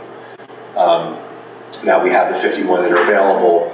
I think it's we've essentially factored into this that if there were parking required for the little gym building, that we can account for it on this parking lot because we have access parking, we have surplus parking under the code. Now I will point out though, Mr. Rubin stated this publicly throughout many of our meetings.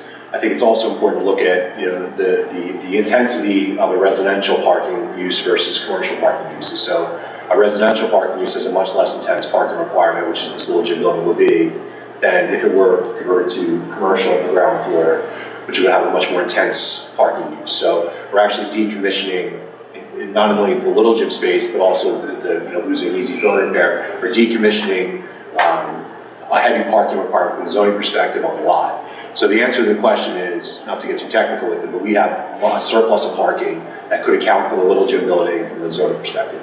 Now, the little gym building is its own parcel. It's its own parcel. And it's a shared parking between that parcel and this, what will be, if approved, a consolidated parcel. Correct. So the shared parking means that one parcel is able to share their parking requirement with a neighboring parcel, correct? Yeah. And if parking is required for the little gym building, we would be able to share parking, because we have the little gyms under common ownership and control with the owner of the lot, so that would be an issue to provide parking lot that control. And it's more of a land development matter, or would there be willing to enter into some sort of a easement agreement? We would have to. That would require that if one of the parcels were to be sold, that parking remain. It would be a matter of legal necessity that we would have to have an easement agreement for the shared park. So for those residents on the little gym parcel to be able to come onto the parking lot parcel to access the park. Thank you. I spoke earlier, Dennis Brogan again. What is it? Dennis Brogan. My understanding is parking was not an aspect of this conditional use hearing. In fact, at the Planning Commission, I brought the issue up because there was the biggest part of the project was going to have 17 units. When I raised the issue, geez, it seems like that's a lot. What are we going to do about parking? Mr. Bresci stopped me, told me it was inappropriate. It's not something we're going to talk about. You can wait until March. And he is correct. And then he comes up here today and gives you a 10-minute talk about parking. But that's because the council brought it up. Nobody brought it up at any great length. I'm just saying that it's inappropriate to be shut down at a meeting and then be told. Sir, this is about the conditional use hearing, so. I agree. I'm hearing not any questions related to this. I agree. It's about a conditional use hearing. It wasn't about parking, and we can talk about parking later today. And we will continue to talk about parking approved during the land development process. All right, so there's no more public comment in the room. Can we move to virtually for comments? At this time, I believe Mr. Zardo is going to be unmuting everybody online. I know that earlier today we had a situation where he unmuted everybody online, called on a person that was on a phone, but after waiting a lengthy period of time, there still was no response from that person. I just want to make sure that it's working correctly, and if there's anybody online that would like to provide comment, can you please raise your hand and call upon? There's one person popped up. Answer to unmute. Ask to unmute. Marielle, can you hear us? Yes, can you hear me? Can you hear me? Yes, you may go ahead. Yes. Oh, perfect. Thank you. My name is Marielle Scherer Crosby. That's SCHERRER-CROSBIE from Avon Road. So yeah, thank you for all the presentation. It's a very impressive project. My concern is the following. We have all those lovely businesses and great atmosphere.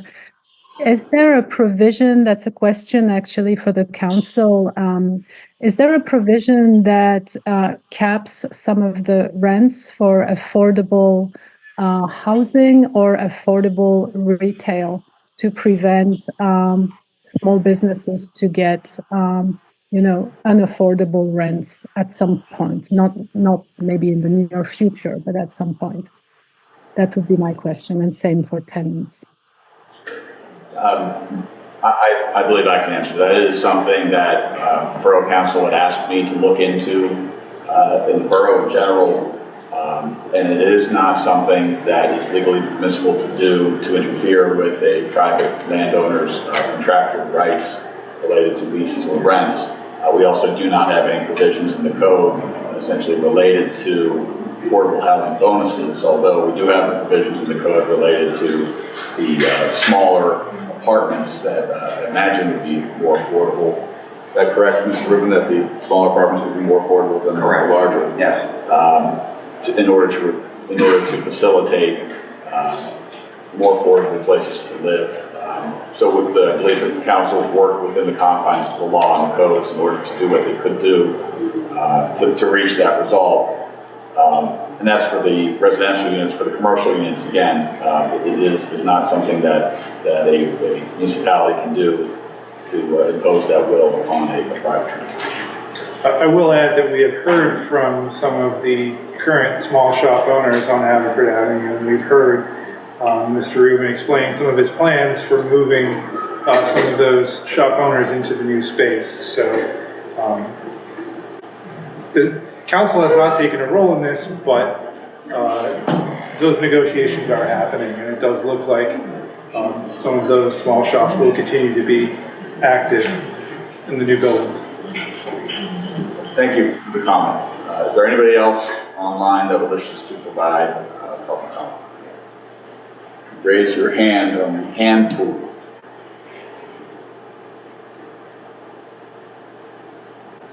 Well, I'm seeing none. I'm going to take another 5 seconds just to make sure that, yeah, okay.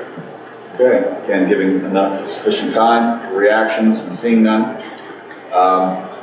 With that, I don't know, Mr. Careless, is there anything else you'd like to present at this time? Not at this time. Okay, at this time, would you be agreeable to closing this record? I'm agreeable to closing. Okay, at this time, we're going to close the record at this hearing, taking no further testimony.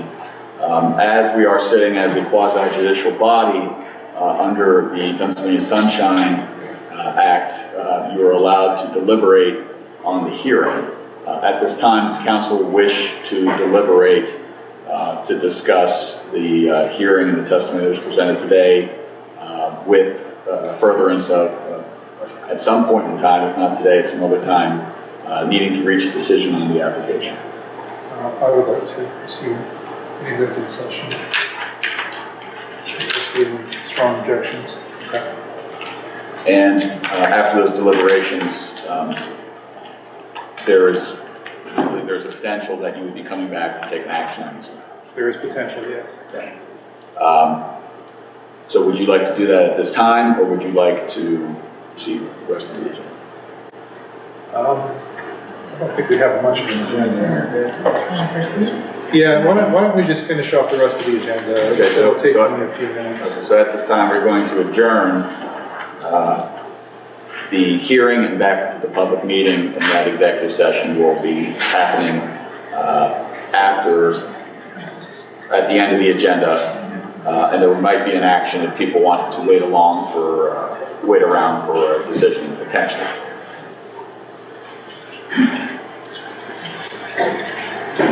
All right, so we're gonna resume our agenda. Well, our next item is the motion for consideration, which I think, let's move to the other items first. Yes, okay. So let's do our information items. So we have the monthly reports filed. Is there any new business to be discussed? Is there any old business? I'm sorry. Comments from the good council. Yeah, Oh, sorry. those will be there in a minute. Are there any new business or old business? All right, comments for the good of council. Oh yeah, Jean, Jim, and I will be available at Get Cafe if anyone wants to come and speak with us, chill, and just generally discuss things. I know it's something that there's availability amongst, or there's interest amongst other council members. We had to keep it to 3 just due to open meetings rules, but wanted to just make that known. What time? 1 p.m. at Get Cafe. Now, I'm hoping that maybe we can set up some sort of rotation, because I'd asked to be part of that, and then we obviously have the quorum issue for public meetings. The quorum isn't an issue, because you're not deliberating. I know, but We can talk about it. better safe than sorry. All right. Any further comments for the good of council? Okay. So at this point, we will move into our executive session. And Go into the smaller room? yeah, let's just go into the small. I think we'll go into the smaller room. So we will return to either adjourn the meeting or to potentially take a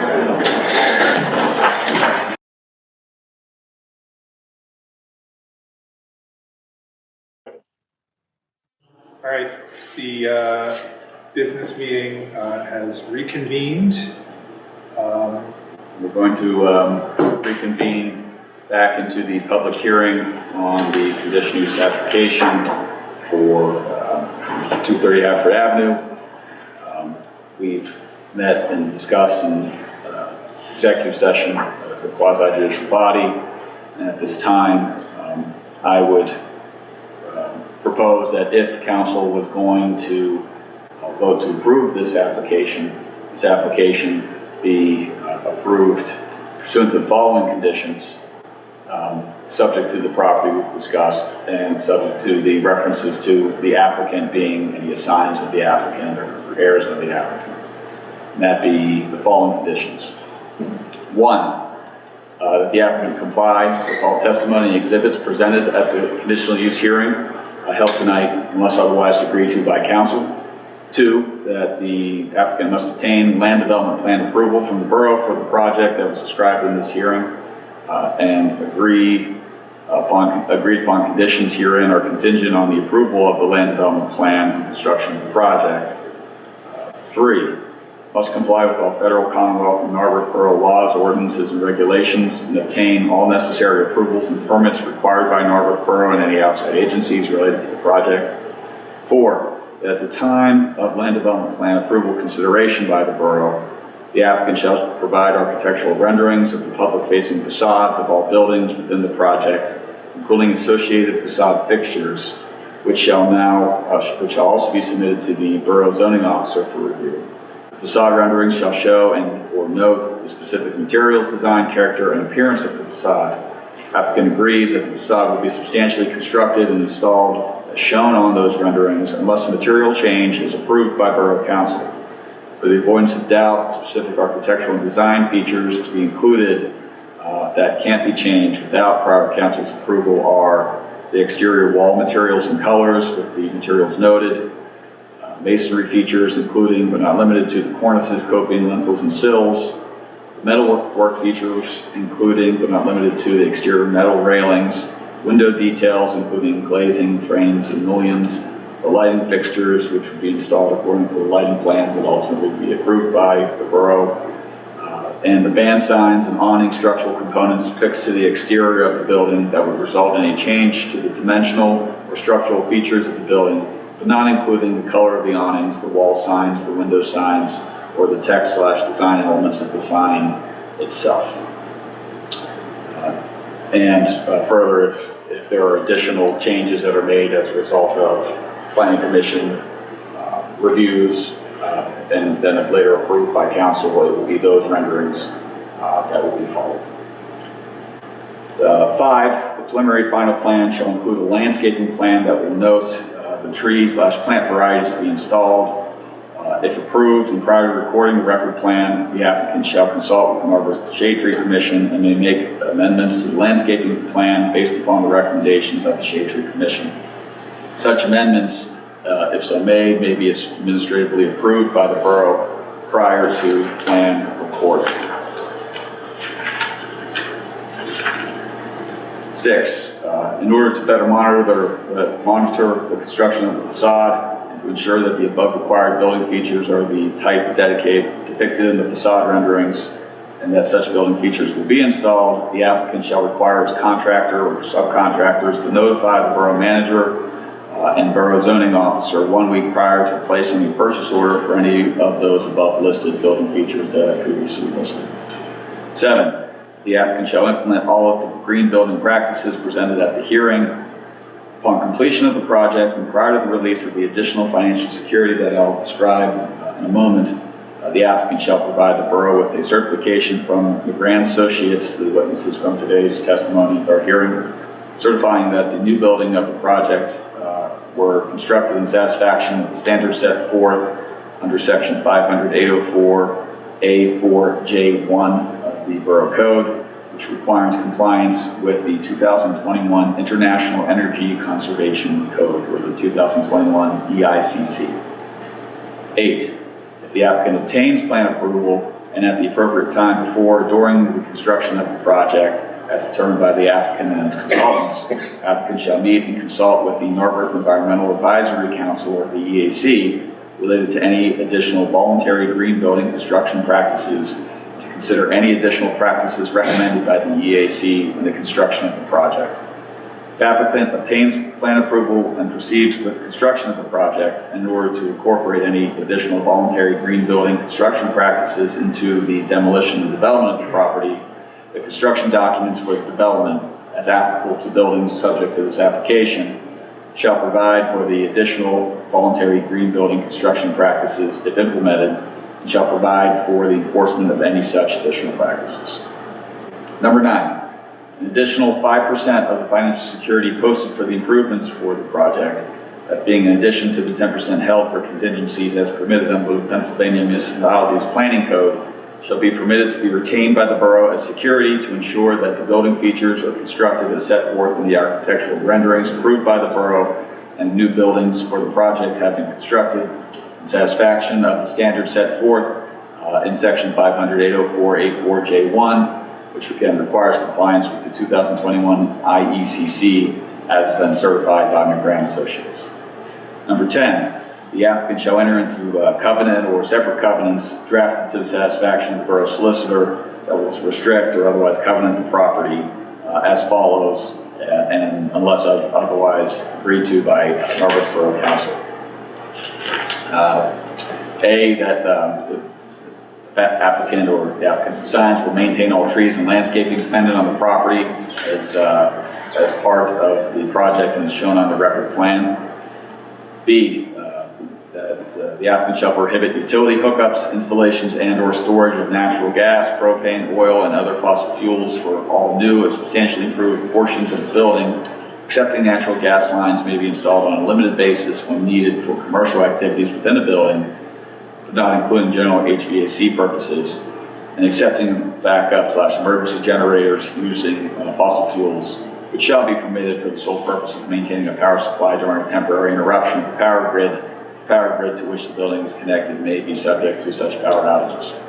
C, it shall include, and they shall enter into the covenant in the form of a stormwater operation and maintenance agreement, which has specifications for the green roof for the project as designed, as approved by the borough engineer, and as presented at this hearing unless refined and later approved by the Borough Engineering Council.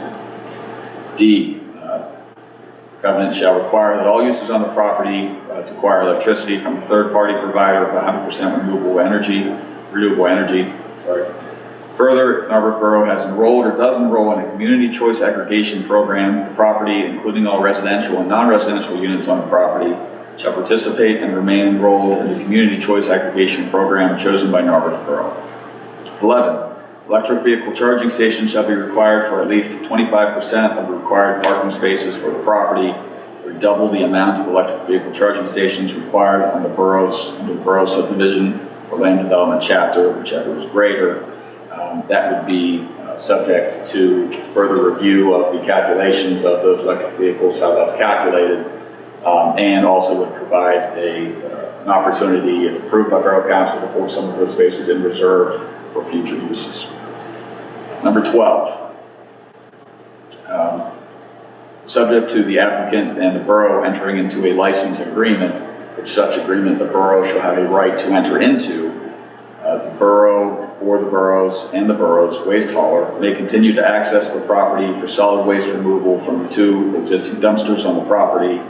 The dumpsters and their immediate appurtenant area shall remain under the responsibility and control of the borough for solid waste disposal, limited to use by the applicant, the applicant's adjoining properties, as well as the existing properties at 226 Haverford Avenue and 222 Haverford Avenue, according to the provisions of the borough's solid waste chapter.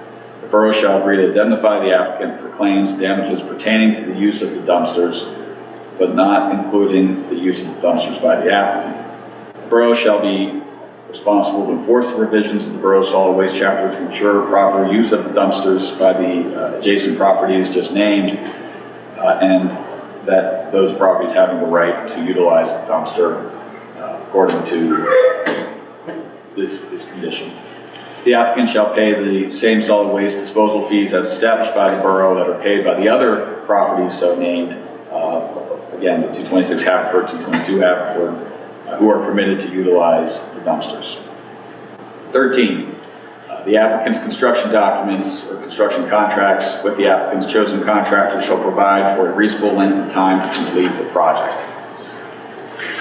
14, the applicant shall cause a note to be added to the final plan of land development to be recorded against the property, which, upon construction of the project, reserves 23 parking spaces to be metered. The applicant shall not restrict the 23 metered parking spaces for any specific commercial use or tenants so that they are generally available to the public.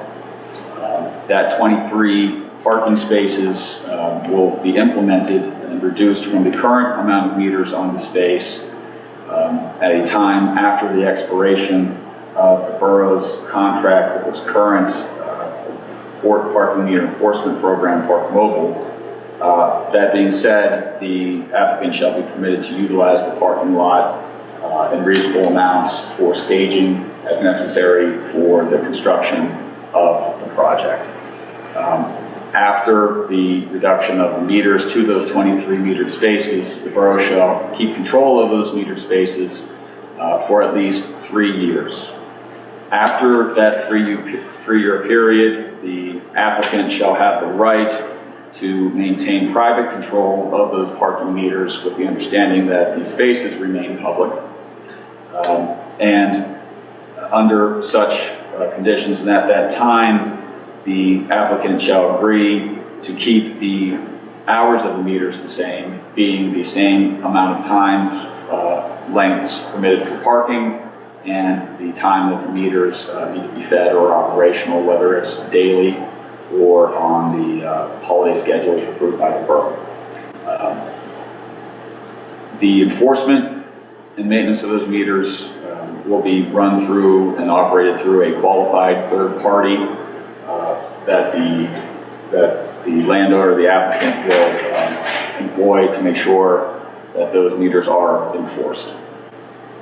The intent being that these meters are public meters and metered, except at a time if the borough agrees that they should no longer be metered, to give a little flexibility.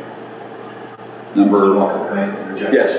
And would the borough also agree to the 23 spaces over the terms of the 3-year term, for while the Park Mobile contract is still in effect until February 2025, to carry commercially reasonable insurance on the parking spaces? Yes. And would the borough agree to plow the parking lot during the term of the license agreement or while the Park Mobile contract is in play? During the time, yes. During the time that the borough is in complete control of the meters. With the understanding that the applicant would then assume that maintenance. Correct.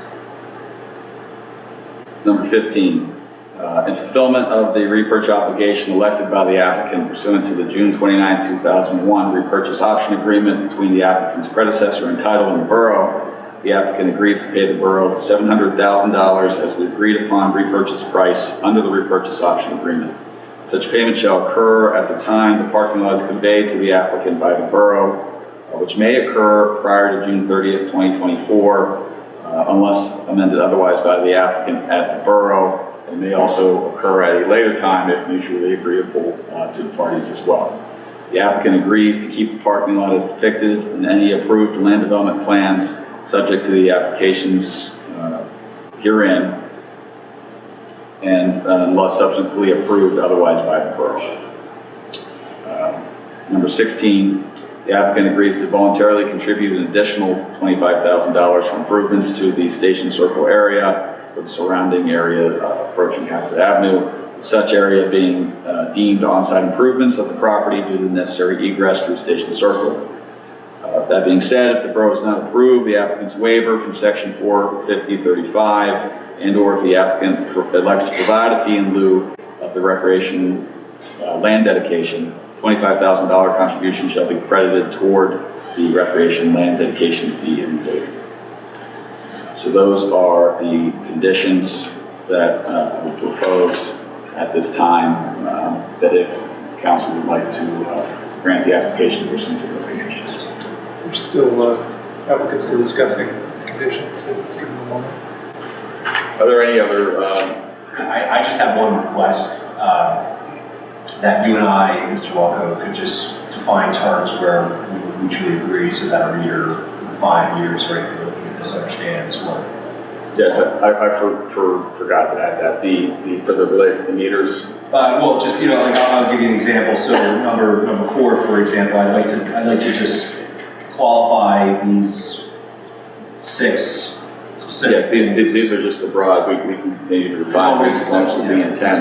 And I think it would also be the intent that there would be a license agreement, like more detailed related to the meters, for both ownership periods when they're transferred, even when you're the owner. That again is in line with these items in a situation that the borough would have a right to enter into that agreement, then you would have the right to have us. So again, it works both ways.